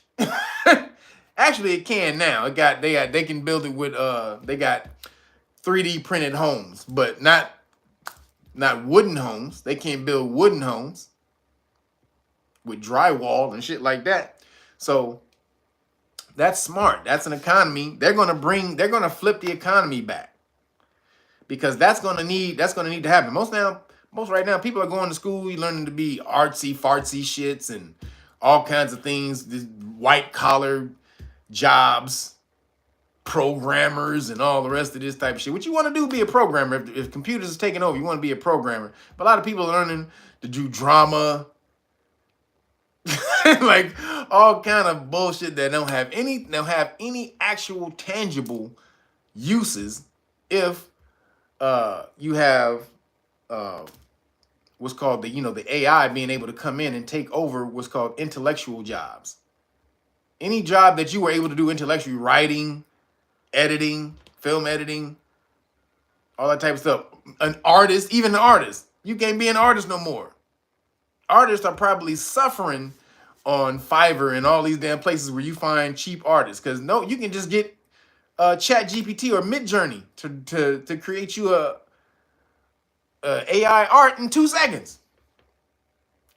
So shout out to Generation Z for being smart as hell and going understanding the flow of what's going on. This was a joke in South Park when they did the Kathleen Kennedy episode. The subplot was that the handyman the handyman, that was funny as shit. That was funny South Park. The handyman became rich. They became billionaires. It was 2 handymen in the town, and they became rich because nobody knew how to do shit. Everybody was a college educated intellectual who was like an accountant, or like I just said, an editor or some shit like that, where all of their jobs could be taken over and done with AI. So nobody knew how to do shit no more. And all they had to, and so the billionaire, the handy workers became billionaires. They became Elon Musk, and what's the name? And what's homeboy name that do Amazon? Jeff Bezos. That shit was hilarious. So it's probably gonna be like that again. Starting technician jobs, starting firms that deal with that type of stuff. Like I said, plumbing. Plumbing is really, everybody's gonna always need plumbing. Everybody's gonna always need electrical work. Everybody's gonna always need construction. These are things that'll never leave, ever, ever, ever, ever, ever. So, you want to get into a job that's sustainable for the future? Get into something with building something with your hands, doing shit with your hands, drywalling, painting, all of that stuff. So, I thought that was cool for the excuse me. I thought that was cool for the youngins. So moving along, in rainbow news, so you got the NAIA, which is the National Association for Intercollegiate Athletics. They banned trans athletes from women's sports, biological women's sports, because ain't no goddamn, you don't put a biological caveat on the front. Women are biological. All women, goddammit, are ones with vaginas. So they said that they can't play. So it's 2 athletic bodies, NCAA and the NAIA, right? So NAIA does more of the smaller colleges, that you don't hear about, that you don't see, right? So they had to have, everybody can't play in the NCAA. It's thousands of colleges in America. Everybody, they can't have that many people compete in that many colleges. So they had to have 2 different bodies, right? So NAIA deals with the lower, the sub, athletes that the NCAA don't get. So they basically said, none of them can be in women's sports, and they're banning women who take testosterone. So you can't be a woman in the league and also take testosterone, because that's considered PEDs, performance enhancing drugs, right? Testosterone make you strong. Testosterone make you mean and angry. Make you want to slap the shit out of a motherfucker. I'm trying to tell you, it's a hard burden to live with. I'm telling you, goddamn. Especially, boy, when you you be looking to smack people every goddamn second of every day. It's hard. Telling you, it's hard. But so women can't take testosterone. Men know, goddamn it. This boy, I'm trying to tell you. Especially if you a man, you a real masculine nigga, man, you be wanting to slap the shit out of dumb motherfuckers all day. Every day. Like, boy, I will slap the shit out of you. Do you understand? Like, nigga, we gonna cut through the bullshit. Let me just slap the shit out of you. But so lucky women, y'all don't have to deal with that. But so of course the Rainbow Coalition is they're crying discrimination. They're being discriminated against. How dare you? All women should be able to play, and a woman is a woman. Fuck out of here with that. A woman is a woman. We already saw the basketball player who broke that girl back when he snatched the damn rebound from her and shit. Remember that? late, like in Lady Ballers. That motherfucker came down with the rebound and, and that girl backside. She went to the ground like Fred Sanford just off a rebound. That was like the third girl that was hurt in that. That was the third girl hurt in the basketball game. The coach said, fuck it. Fuck this. I'm out. We out. We out, my nigga. This nigga smashed on 3 girls. One big ass dude. He smashed on 3 girls. And he's like, we gone. So, it's getting crazy. So they're saying there's no studies that show Transformers or Decepticons have an advantage over biological women in all sports. So they're saying maybe there's some biological advantages in some sports, but not in all sports, right? This is what the motherfucker, they had a Decepticon on TV saying this. Maybe there's some biological in some sports, but not in all sports. Wait a minute. Hold the fucking phone. Wait, hold, hey, ho. Hey, ho. Because there was a story, wait, hold on. Did I put the story down? Please say I put the story down. Hold up. Damn. There was a soccer player. This just happened. You can go look it up. So a soccer player. So there was, I think, 5. It was a soccer team. They had 5 Decepticons on the soccer team. Or football, or what do they call it? Football. It's soccer in America. 5 Decepticons on the soccer team, and they done broke a bunch of bitches' legs in the league. They done broke women's legs by kicking the ball. The ball hit them on the leg, or they accidentally kicked a woman's leg and broke their leg. Geechee Dan said good. Geechee Dan funny as shit. Why good, Geechee Dan? Come on, you don't got no sympathy, man. You ain't got no sympathy, Geechee Dan. Come on, brother. They need your sympathy, brother. They didn't ask for this. The women didn't ask for this. The league put these big ass Sasquatchian women, man girlies, girly man. Hi. Hello, guys. What are we? I'm playing the wing. I'm goalie. Like, nigga, no. You cannot. They knew this was going to happen. Because then they even got Don Staley in on it.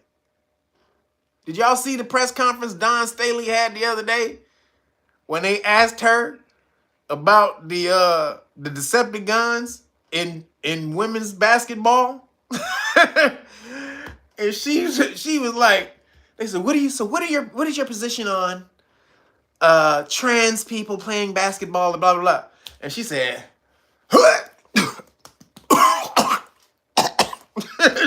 she started choking. Like, goddamn, what's the time? Oh shit, damn, it ain't time for this. Like, goddamn, watch, you moving too slow. Oh man, please go see Don Staley when she's asked that question. She paused for like 20 minutes.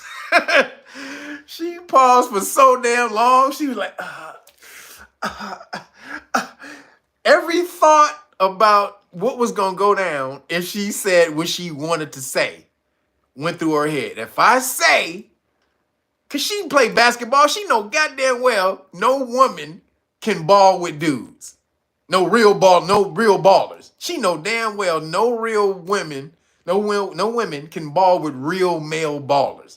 It's like them niggas like superheroes.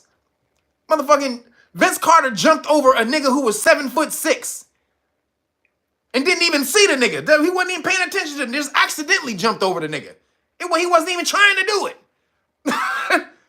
Ain't no girl jumping over no nigga 7'6". That shit is like superhero shit. So Don Staley knows that no men can play with women. But she took 20 minutes to answer that question. And she was like, damn. Oh, you're killing me.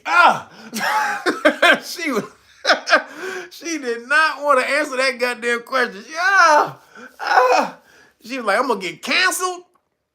I ain't gonna be able to fucking go to my Twitter account. My Twitter account is gonna be filled with a bunch of Decepticon crazy motherfuckers talking crazy, saying I'm a transphobic, I'm this and that, and whoop-de-whoop. I ain't gonna be able to go back to my office in college, because you know she plays for college, right? So all the woke dumb motherfuckers are in college. She ain't gonna be able to walk around campus. If that bitch say, if she say that no men can play with women in basketball, she done. She cannot walk around campus. She can't go home. She can't do shit. So she made the choice to save her life, her family, and her whole life. And she said, if you a woman and you feel like a woman, you should be able to play basketball. She didn't mean that shit at all. Go look at her say that shit. She is coughing up all kind of phlegm. If you a woman, you should be able to play. Wait, hold on. She got so choked up trying to say that she could not get it out. But they made her. They forced her. They like, come on, bitch.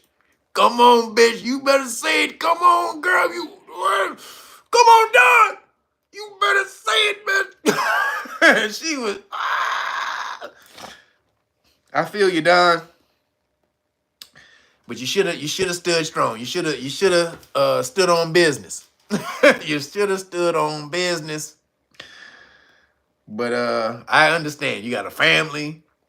You got to walk around campus. You probably live close to campus with all them woke ass Generation Z motherfuckers around the campus.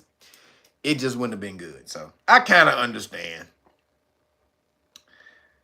So then, moving along, a DEI head of a high school got fired because she hired a bunch of religious blacks and Hispanics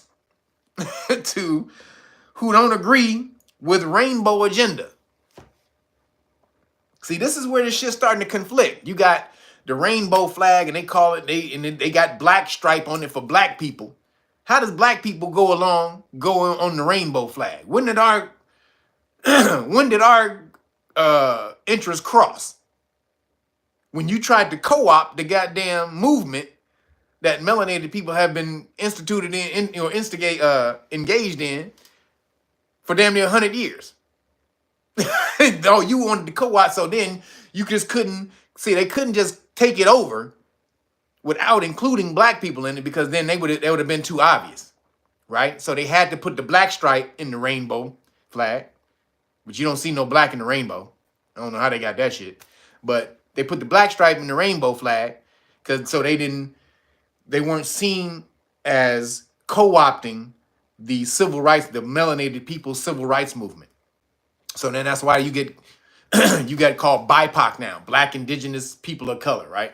They just threw everybody in one little gumbo pot. But melanated people don't really agree with that rainbow shit. Democrat or Republican melanated people. That ain't our shit. Melanated people are really conservatives. Really. If you want to get it. They go to church. They about Jesus. They ain't about that shit. So she got to school, she hired a bunch of people, religious people, who don't agree with that. And they went around school preaching to the kids who got a bunch of Decepticon Transformer kids in school who felt like they was being preached to. They was, religion that the teachers or whatever, they brought religion into school and was preaching. And, so they complained because then it brought a lot of melanated kids and Hispanic kids, which are still melanated, but excuse me. They brought a bunch of black and Hispanic kids to the school, and the black and Hispanic kids are also, they said, we don't know for a fact, but according to the reports, the kids are teasing the Transformers. The melanated said they around the school teasing the Transformers, right? So this is what happens when you cross breed a lot of interests that don't go along just because we got the same skin tone or whatever it is. You think we have the same social agenda, but we don't. Melanated people, especially Christian melanated people, don't really go in with the rainbow agenda. No matter what they may tell you on the surface in order to keep from getting canceled, they really don't vibe with that shit. So they they said that she was preaching religion in school. They said she was preaching religion in school, or and you ain't supposed to have religion in school. But wait a minute, rainbow shit is not a religion. Tell me how rainbow shit hasn't become a religion. You got your own flag, your own philosophy. Everybody, this is your own. Nick, go look up religion with the IRS. They'll tell you what a religion is. All you need is a belief system and two people to believe it. A place where you gather to preach your belief system. To create a religion in a church. That's it. You need a belief system, more than one person who believes in the belief system, and a place where you preach that belief system. So if they're preaching it in schools now, have schools become the rainbow church? And then if you preaching that in school, how come they can't preach Christianity? That counterbalance that shit or counteracts that shit. If you preaching one thing, how come they can't preach their religion? Both are ideologies. Rainbowism and religion are both ideologies, period. Why is one more acceptable to be taught in the school and not the other one? Because the Transformers are marginalized, or supposedly a marginalized community. But they're really just trying to push that and make that the dominant or the takeover religion in America. That's really what they're trying to do. They're trying to make rainbowism the religion in America. So they fired old girl. They fired the DEI chick. And so, like I said, because they said that she can't bring in people preaching religion and all that type of stuff. So I just want to know what's the difference in religion and rainbowism in teaching both. I just want you got to explain that to me. And if I'm the preacher, if I'm the religious teacher, the Christian teacher, I'm suing. You got a 14th Amendment violation right there. Discrimination right there. Wait a minute. Rainbow people, you can put that in the curriculum and teach that, but it's an ideology.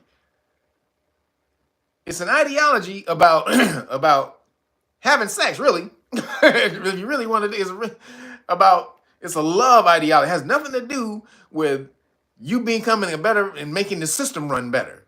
Learning science, math, technology. You learning rainbowism has nothing to do with that. It's not going to make you a better study that information any better or worse. But no, we can't. We can only have one in school and not the other one, and fly the flag of one of them and not the other. Okay. So this is bullshit. But like I said, this DEI shit is getting out of control because they didn't understand by implementing it that you're going to cross-breed a lot of interests that don't go together. And you're going to have a problem from that. And you're not going to change Christians' minds into believe. You're not going to change their mind into believing that shit is acceptable by God. You're not going to have them believe that. Most of them anyway. Some of them will believe it or act like they believe it because they don't want to get canceled. But for the most part, they ain't not going to believe it. Yo, Feminine Earth, thank you for the super chat. Appreciate you.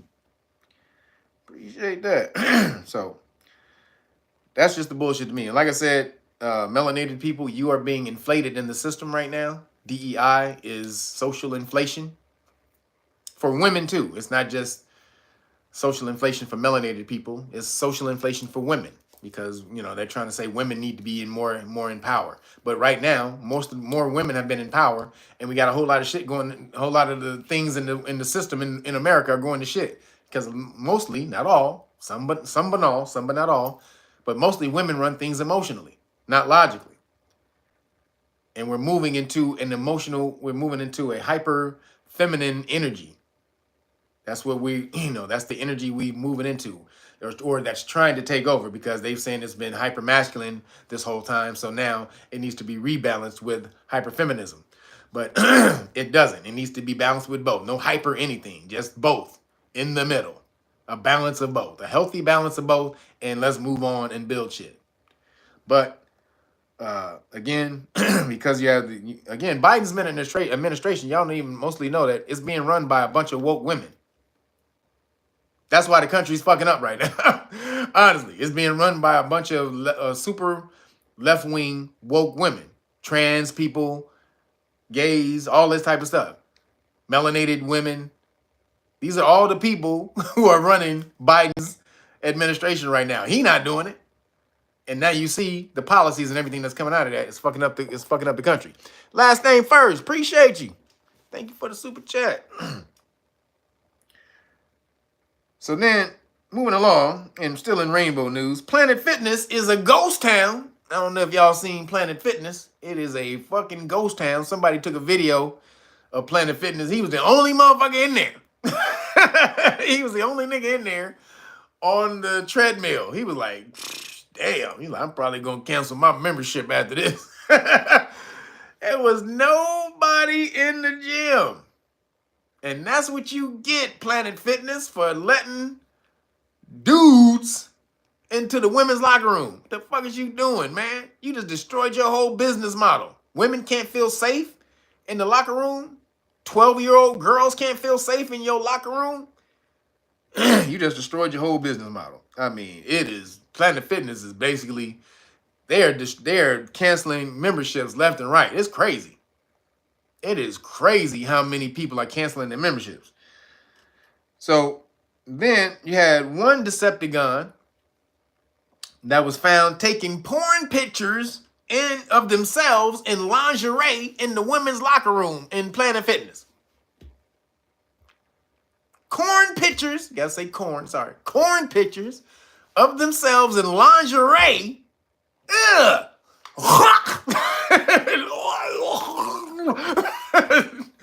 Corn pictures of themselves in lingerie in the damn locker room. That's disgusting. Holy shit. That's disgusting. They need to lock that whole locker room down, send in niggas in hazmat suits with that special spray and shit, that melt shit when you spray it. He coming in,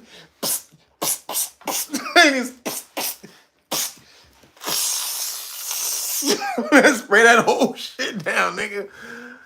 I ain't going back. No.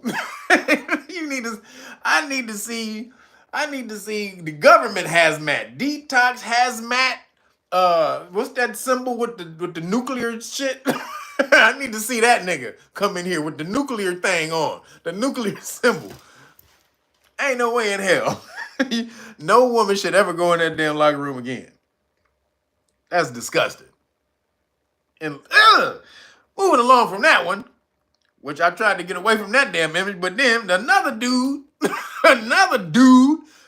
was arrested because he walked in the damn Planet Fitness locker room butt naked.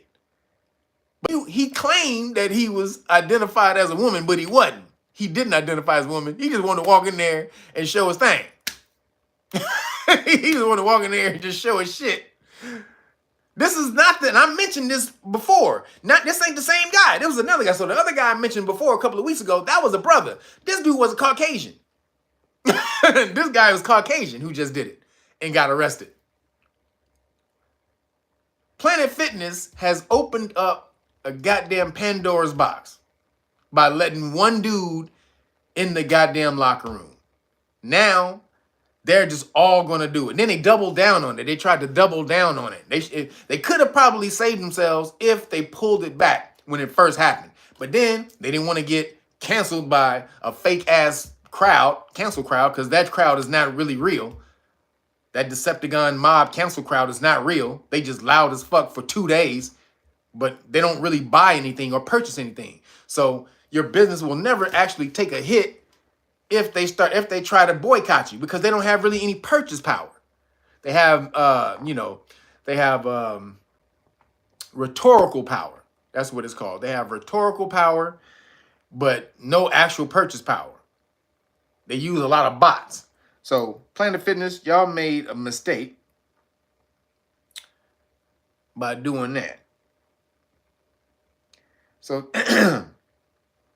so then moving along, because I was out when Easter hit, but did y'all know that Easter and the Decepticon Awareness Day fell on the same day this year?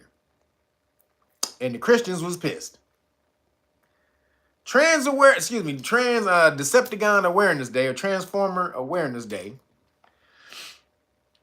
fell on the same day as Easter. Now, they said that it wasn't meant to fall on the same day as Easter because they had created the day 2 years ago, and it was just a coincidence that it happened to fall on Easter this time.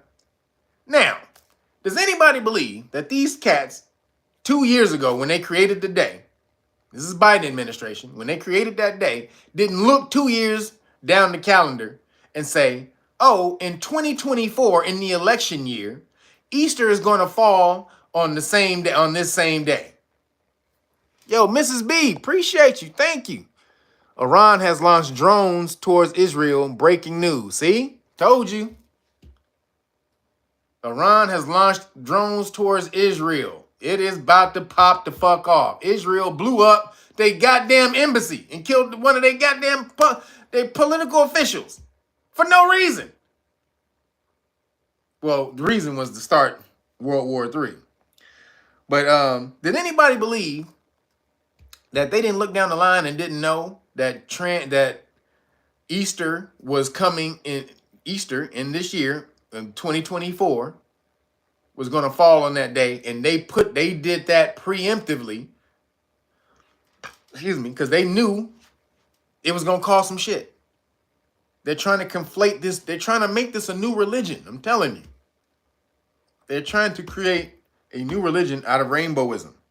And then they also wanted to piss off the Christians, because they knew that this would fall on Easter when they created the day. They tried to act like, oh, we didn't know it was 2 years. But anybody can look in the calendar and see 2 years down the line that Easter falls on the same day that you making this damn holiday, this bullshit ass holiday for. Okay, so they got called out, but it's all a part to try to rip down the fabric of America. They are trying to cause so much strife within America that you will not be able to fight back when they truly come to wreck it. There's going to be so much internal strife and turmoil that America is going to eventually just ruin itself. So they full of shit. So moving along, last couple things I got. Science and the weird. So remember when I talked about the last video I did, I said they was flipping on the CERN the same day as the alignment. And so if y'all seen the alignment, that shit was crazy. I didn't physically see it, but I saw it on video. And if you saw, there was a part, I don't know if you saw this, there's a part of the alignment that's called the diamond ring, right before the millisecond, right before the moon overtakes the sun. There's this flash that creates this giant, looks like a diamond ring, right? So that's what that movie The Ring was about. But if you really watch it, go back and try to watch some of the videos, right? And get a good one. Right before that ring came, there was a super burst of white light that came right before the moon overtook the sun. I mean, it was an explosion of white light. Boom! It was crazy, like a nuclear blast. It was like a nuclear blast of white light that came. That shit is crazy. Right before it put the the sun into darkness, or overtook the sun. Now, I said that if CERN opened some shit, they probably was gonna be opening portals and have aliens come in and talk to you. Hey, what's going on? Remember that?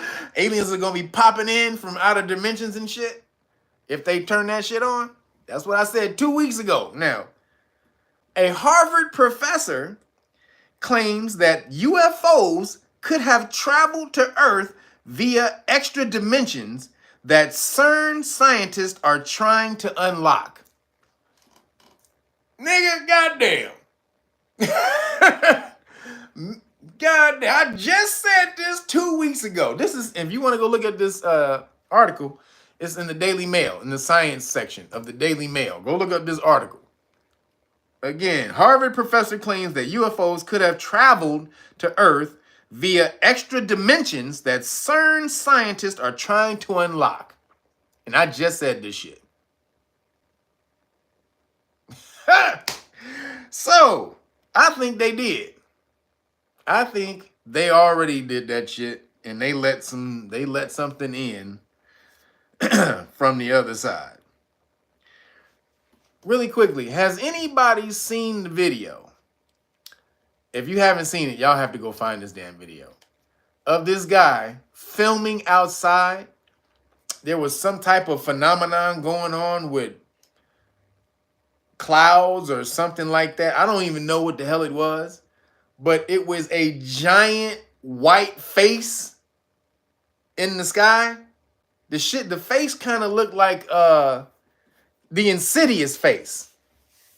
Has anybody seen that video?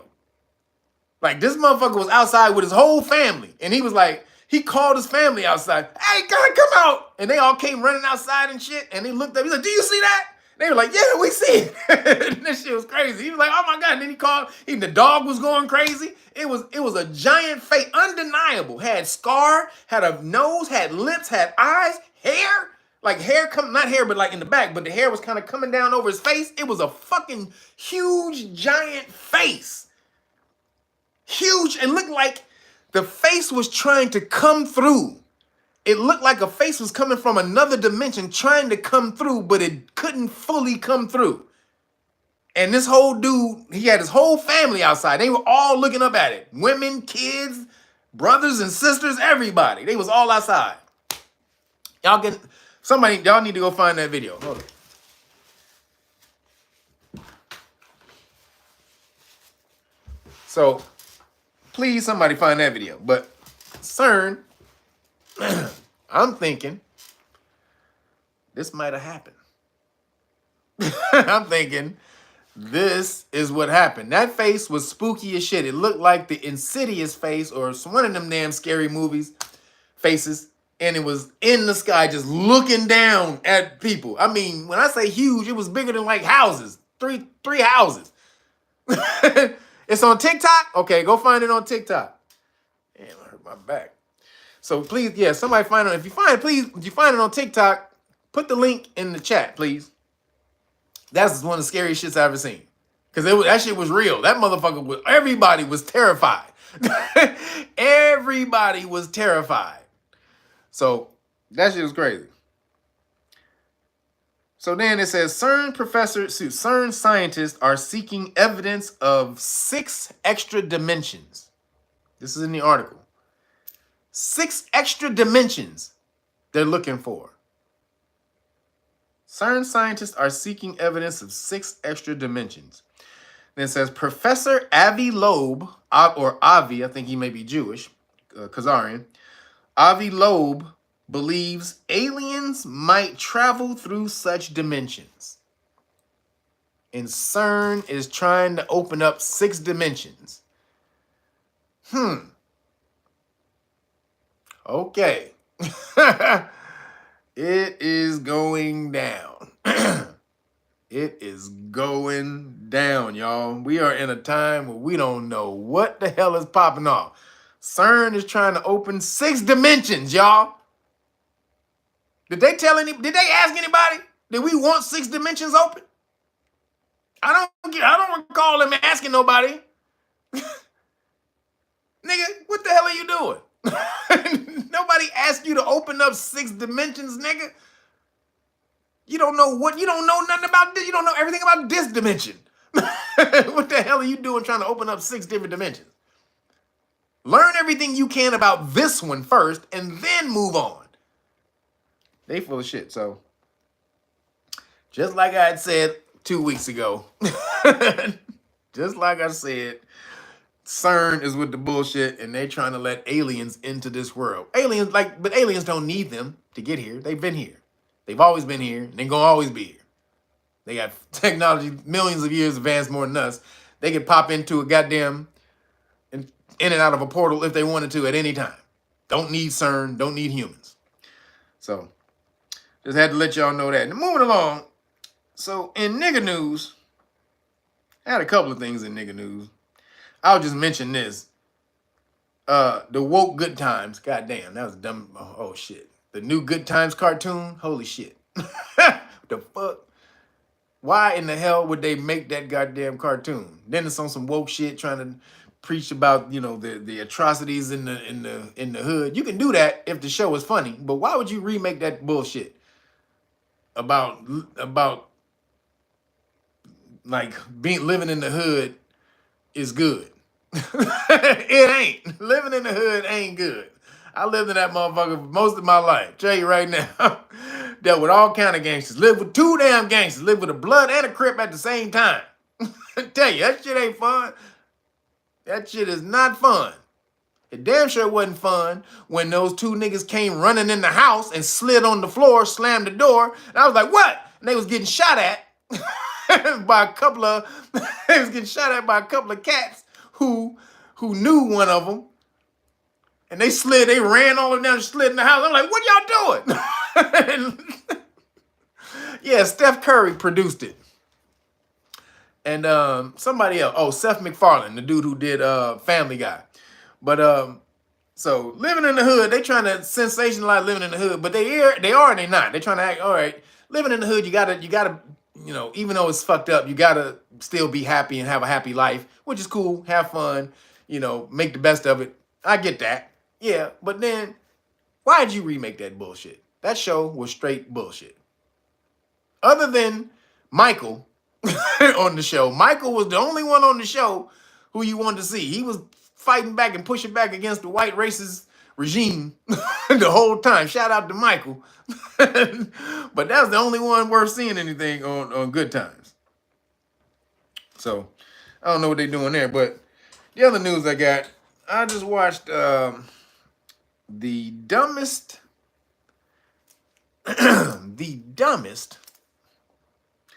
argument I ever seen. It was on Scinetter channel last night with Ali Muhammad and a couple of cats.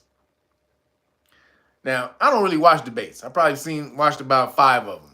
I'm not even counting in my hand. Probably less than 5. Because I don't watch that stupid shit. Because I don't give a damn. Debates are stupid to me. It's the dumbest shit in the world. Y'all niggas debating over ancient knowledge like that's gonna save you. Like, that's not gonna save you right now. That ain't gonna save you from getting your ass whooped or tased by the police. You get your ass whooped. Hold on. Did you know I was ancient Sumerian? I am descendant of the Anunnaki. Anu himself. Did you know that? I am in the lineage of Enki and Enlil. Do you understand that, police officer? You better understand that I am a part of God. Niggas, they ain't gonna give a fucking shit. They don't give a shit about none of that damn knowledge. You niggas fighting over, we were first from Africa. No, we are indigenous to the Americas.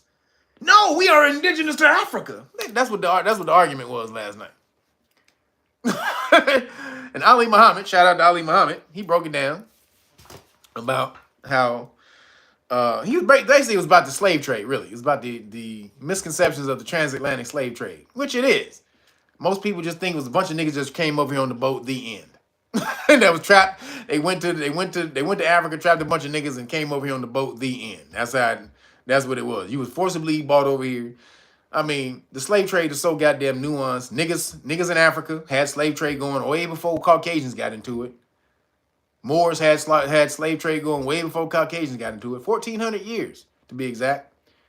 Caucasians got into it right at the end. Last 200 years. 100 years, 200 years. They barely was in it. Niggas sold their own people. Niggas sold niggas to the Caucasians. Whole bunch of fuckers. You gotta go and look up the nuances. That's just what it is. And so people want to create identities off of slavery. We are the enslaved. And no, you are the enslavers. Nigga, the shit is so goddamn nuanced. Some niggas were slaves, some niggas weren't. Some Caucasians were slaves, some Caucasians weren't. It's just some Aboriginals held slaves. Some melanated people had slaves, including Caucasian slaves. Like it is, the shit is so convoluted. You have to do your research, but it really doesn't fucking matter today. Honestly, right now, it matters to give you a good foundation of your information. But fighting about the shit is stupid. Talking about it's this way or that way. It's all the ways. When you say where we from, like the homie Zoe used to say, we everywhereans. You are indigenous to every damn place on the planet. There is no place that melanated people didn't originate. That's the facts. However, we want to get to the slave trade and all that in America. Again, which you break down. I talked about this years ago, at least when I first started doing these, about slavevoyages.org, how it shows you how not that many melanated people came to the Americas. And the whole time, it was like, so they give you different numbers around there. So they'll say, I think it was like 300,000 or less than 300, or a little bit over 300,000. But that wasn't slaves. Again, you have to go into the records because they have these are all records reported by the slave owners and the governments around the world. So this is where they're getting this shit from. The actual people who had the ships and had the logs. So in there, it showed that even though that many people came to America, only about 8,300 of them were captive slaves. So a lot of people, when you read that, you have to go deeper into the slavevoyages.com. You have to click into those things and see what it means and understand what it means, where it says embarkments and debarkments and embarkments, meaning to go to leave port and to come back into port, and how many people left on port, how many people left port as captives, not as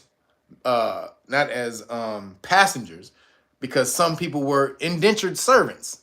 A lot of people came as indentured servants, and so you need to distinguish who was indentured servants and who was not. Remember, everything is about status, and just because you had this color doesn't mean you had the same status. This is where we get into changing your status and understand your Aboriginal background and who you are. And really, your identity is what's called self-identification. You need to be able to say who you are. So ultimately, it's up to you what your status is. But back in the day, status was just as prevalent as it is today. Some people were slaves, some people weren't. Some people were indentured servants, some people weren't. Some people owned. It was all like that. It was business. And so some of the people who were prominent in the business were also Aboriginals, were also Africans or slave owners, or what you call melanated freed slave. All these people were involved in this shit. So Ali Muhammad broke all that shit down. He broke it up. So shout out to Ali Muhammad because he put it all nice and neat, tight little bow. But the reason I say it's bullshit because all those niggas who was just arguing, it was constant arguing last night, arguing over this, arguing over that, arguing this, just talking over each other. And I got the more information than you. You got the information. You're lying. Why you lying? All you niggas are grifters and this shit. Why wouldn't anybody be lying about any of this damn shit? If they went and studied the shit, why are they lying? You may not agree with their information, but that don't make them a liar.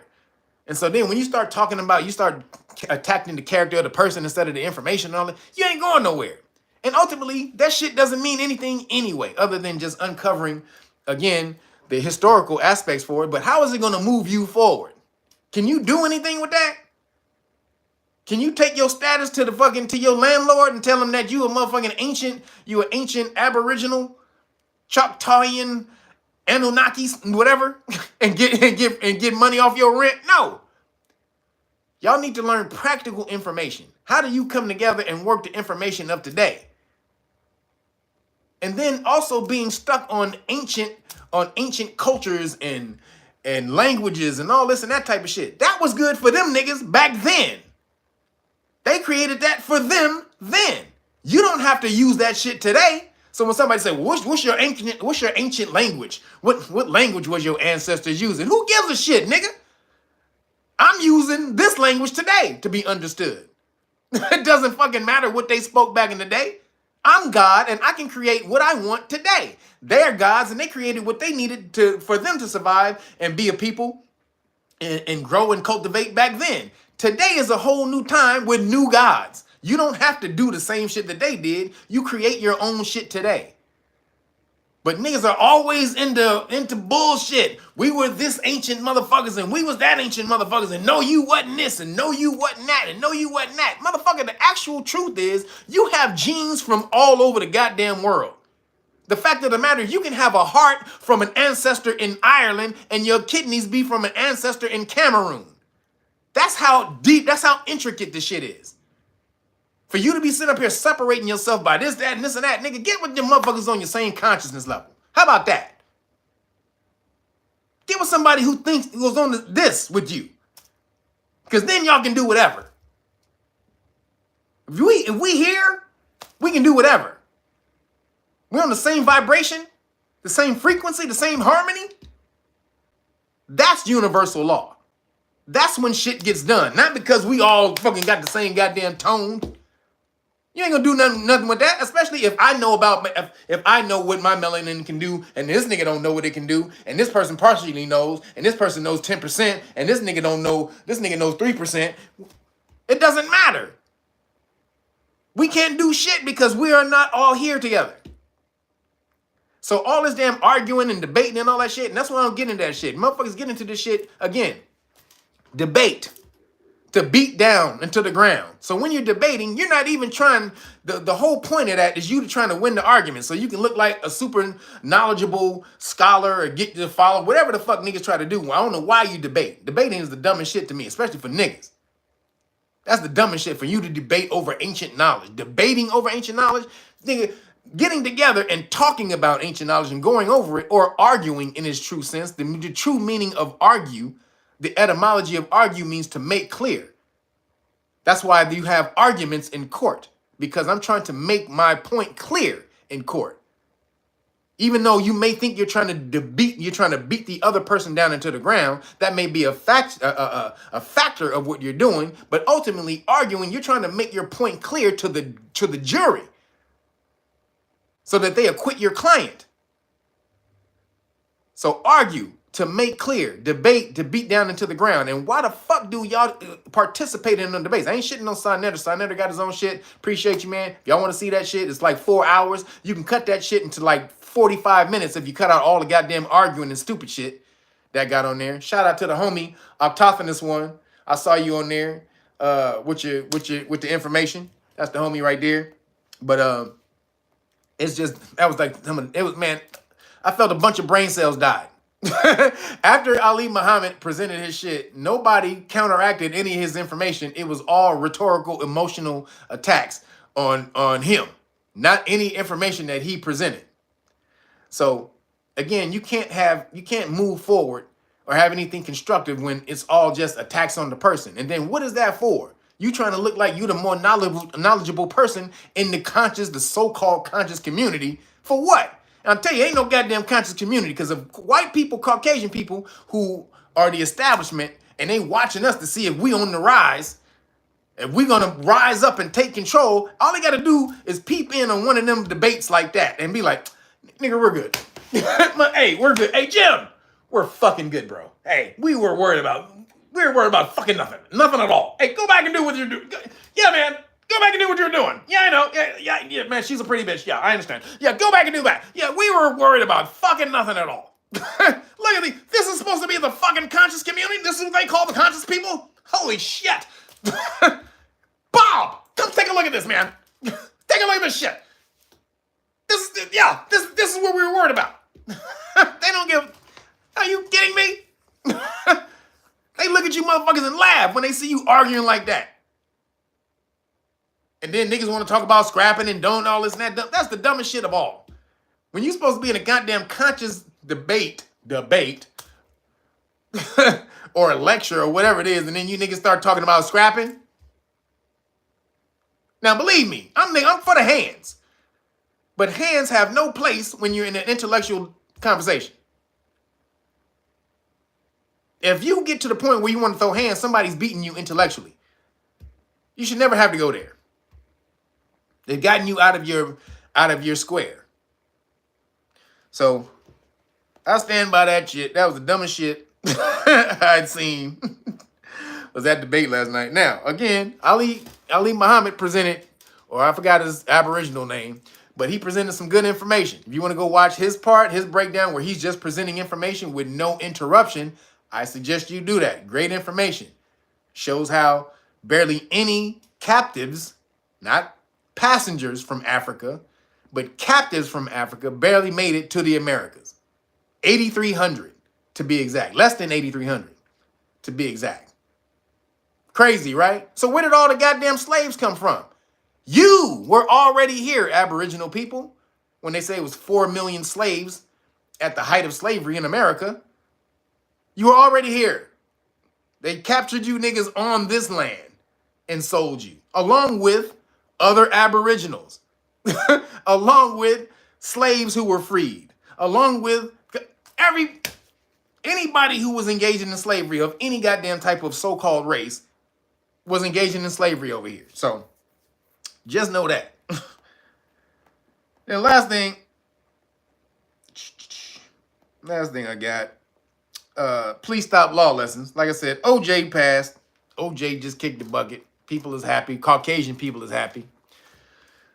But I'm only talking about that because it produced one of the greatest, or I'd say the greatest lawyer of all time, Johnny Cochran. If it doesn't fit, you must have quit.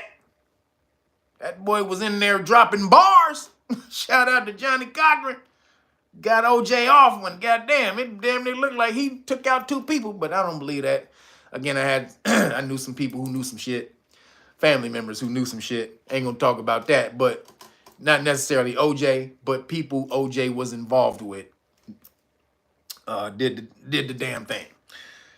So, but again, Johnny Cochran was the man, and you know, I was watching that trial in '95 every day.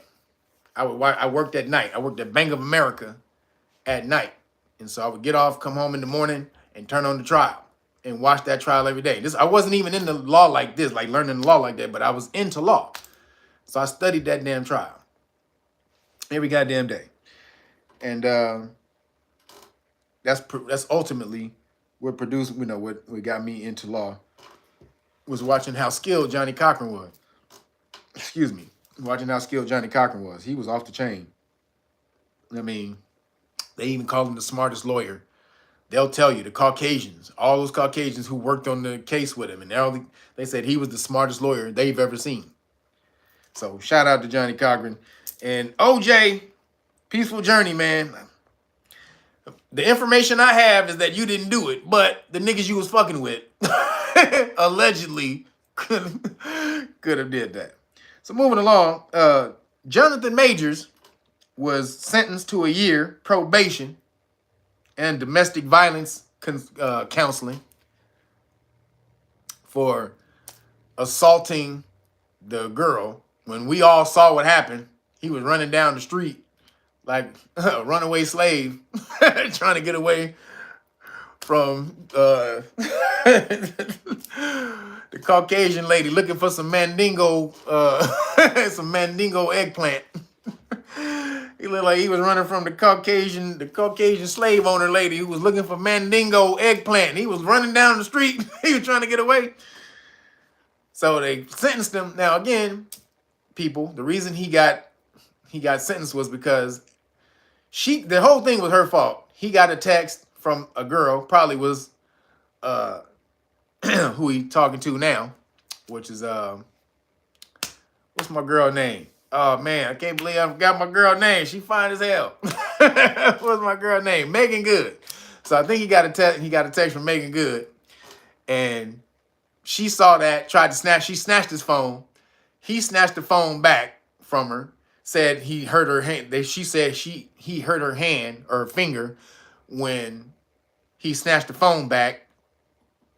So then he tried to get out of the car and leave. She tried to follow him out of the car. If he had just got out of the car and just walked away, he would have been fine. He'd have been absolutely perfectly fine. But when she tried to get out of the car, he turned around and grabbed her and put her back in the car. First off, that was that's assault right there. When he forcibly grabbed her, just the grabbing her from preventing her from doing something, physically preventing her from doing something that she wanted to do, that became assault. And then when he tried to put her back in the car, she bumped her head. That was the assault. Now, they didn't give him intentional assault. See, meaning that he wasn't trying to hurt her, which everybody knows that wasn't the case. It was some old side, I didn't mean to hurt her type of shit. Now, these Caucasian pundits and podcasts, these niggas have flipped the whole script and going crazy on him, talking about he committed such an egregious act of violence and she was bleeding from her head. And he's such a violent this and that. And he got off easy. And what are you talking about? Then the motherfucker had the nerve to say that he chased her down the street.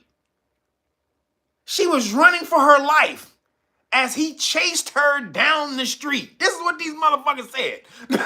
I damn near jumped through the fucking phone to ring that fool. I want to beat the sense. I want to beat the fuck out that motherfucker. But allegedly, metaphorically, YouTube. So that was insane. When everyone can see in the video, he was literally running for blocks and blocks and blocks from her. Then, when he got tired of running, he came back. She was talking to a crowd of people on the street. She tried to talk to him. He said, "Bitch, get off me." And kept on walking. Now, how is that him chasing her? Chased her down. This is what the nigga said. Chased her down the street and assaulted her. Wow. They will make up anything to make the big black man, the big angry black man, the monster, right? The big angry black monster. This is what Jonathan Majors has become, the big angry black monster, right? This is fucking ridiculous. What little teeny ass white girl would be able to run from a nigga who just finished training for Creed, for the Creed movie? Meaning he was in boxing training, which means he had to jog and run to get in boxing training. If you know anything about boxing training, you got to jog.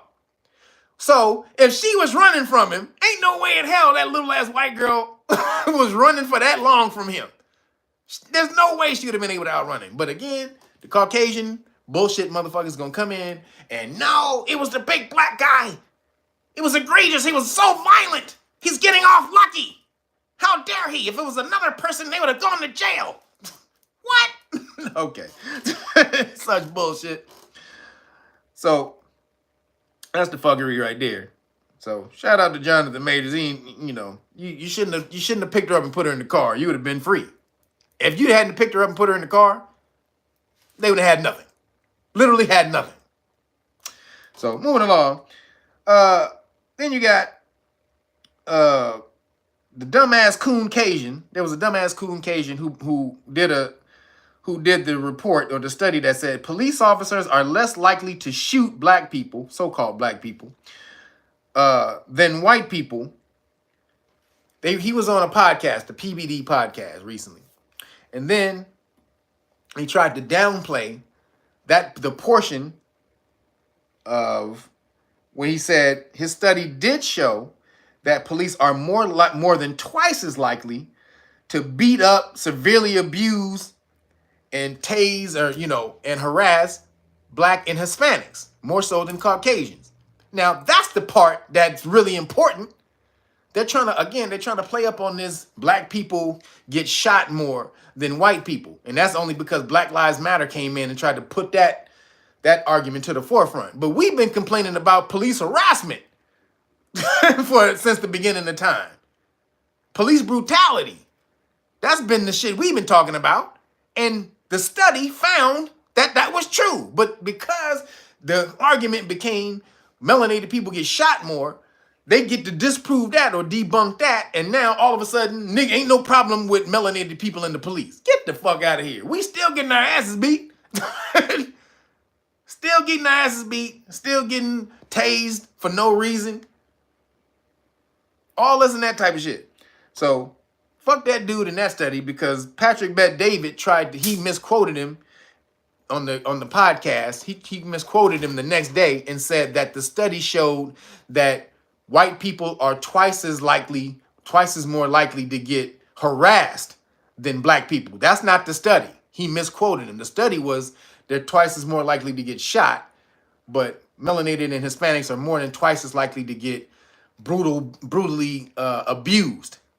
So that's the bullshit. I just wanted to say that because now they're trying to use that dude as a narrative to try to push back against black people, melanated people in police, which is some bullshit.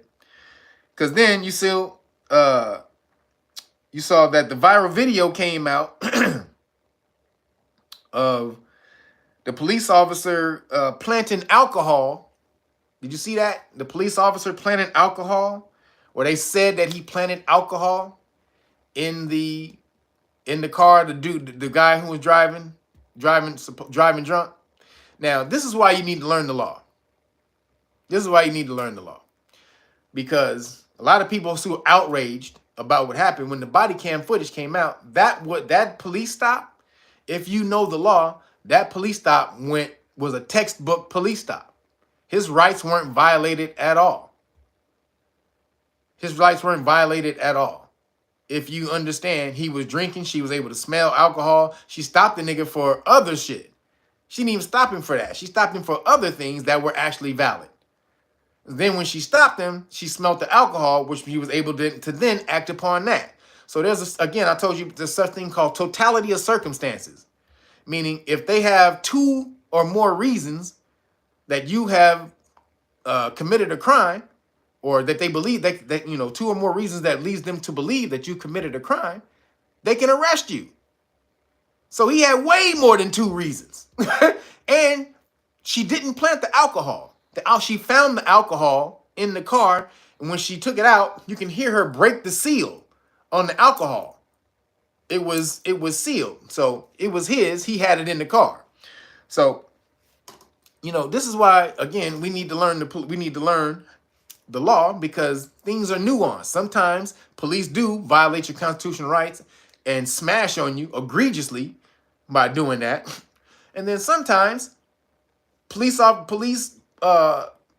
go textbook. But because you don't know the law, every single interaction you think, or microaggression or aggression by the police officer, you think is a violation of your constitutional rights, because it's been that way for so long. And now you just stuck in Popo, fuck Popo mode. Popo trying to take me out mode, right? So I just had to push back against that, because a lot of backlash came against that. That police stop went textbook. Nothing was planted on the brother at all. He was drunk.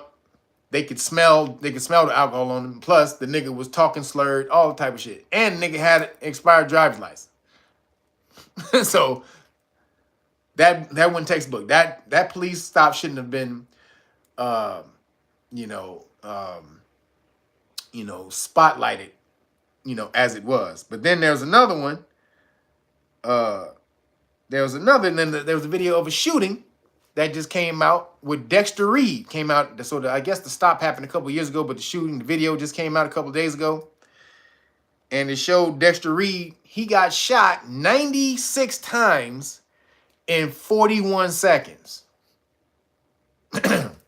96 times in 41 seconds. That's crazy. Now, there was an investigation. There was a couple of investigations. One by the police, one by a company or organization named COPA, C-O-P-A. That's the Citizens Organization for Police Accountability. So they're the organization who investigate police when fucked up shit happen, and they get police fired and all that type of stuff. So they did the investigation, and they said that homeboy fired first. Because on the video, you can hear a shot fired first. You don't necessarily see where it come from. Now, the reason they said they pulled him over was because, so this is where the fuck shit starts to happen. Because the reason they said they pulled him over was because of a seatbelt, right? But in the video, they pulled their gun out on him because he had his window rolled all the way up and they couldn't see in the window. They couldn't see him. So they were telling him to roll his windows down. Had their guns pulled out on him. Now, they pulled the nigga over for a seatbelt. Why is your gun pulled out when you pull the nigga over for a seatbelt? However, how can you see if he had a seatbelt on or not if the windows were too dark for you when you stopped him to even see him? That you had to have the windows rolled down because you couldn't see through the window. You couldn't see him. So which is it? Were you able to see through the window and see that he didn't have a seatbelt on, or was you lying and you were just profiling? So this was in Chicago, and it was 4 plainclothes cops. So they're like a strike team or something like that, a special force tactical team. They send them out and they basically do pretextual stops. They're looking for drugs and guns. That's the only reason they're out there. They're looking for guns and drugs. So at the stop, so they apparently he rolled his window down. He tried to roll it back up. They were telling him to roll it down. Then they told him to get out of the car. He was trying to say that he trying to get out of the car, but the door was locked. They was trying to open the door, and as they were trying to open it, you heard a shot. And then everybody scattered. Everybody ran. So apparently a police officer got shot in the hand. And so Copo did the investigation and found that he did shoot first and shot the police officer in the hand. However, they were questioning the fact, why was he being pulled over in the first place? How did you see that he didn't have a seatbelt on when the windows were too dark for you to see in the first place? So which is it? And then another police tried to say, well, even if they didn't have him for the seatbelt thing, the windows were too dark, so they could have pulled him over for the dark tinted windows. Just so you know, people, that's called a back pocket ticket. Tinted windows. Even though if you have super dark tinted windows, they may not pull you over for it all the time, but it's probably illegal, and they can pull you over for it anytime they want. And so that's a ticket. That's called a back pocket ticket. For any reason they need to pull you over, they need a reason, they can pull that reason out of their back pocket. Say, oh, you had tinted windows, or you didn't have a front license plate, or you had something dangling from your mirror. These are called back pocket tickets, or back pocket violations. Let me say, because they can pull these violations, even though they may not. Most of the time, they may not violate you or cite you for them. But if they need an excuse, if they need a reason for pulling you over at any time, they can pull one of these out of their back pocket. So that's what they tried to say with him. Then they shot him 96 times in 41 seconds. Now, had he just known normal police stop because they pulled him over for a seatbelt, had he known the law, he could have handled that with no problem. He could have handled that with no goddamn problem. A seatbelt stop, that would have been no problem. But he was terrified when they came up to his car. And so because of that, that leads to so many other actions out of fear, and then boom, which leads to this. They pulled now Cope was trying to get all those police officers fired because again, they shouldn't have, they said it's sketchy of why they pulled him over in the first place. But then after they shot him up, he was on the ground dying, and they basically executed him by shooting him in the back, in the head. They executed him on camera. This is on camera, y'all. They shot him while he was laying on his stomach, down, dying, and they basically just killed him. Boom, boom. So that's why Cope was trying to get them fired and taken out or whatever. But again, this is why we tell y'all, man, it is so important. It's about to be so important for y'all to learn this goddamn law, man.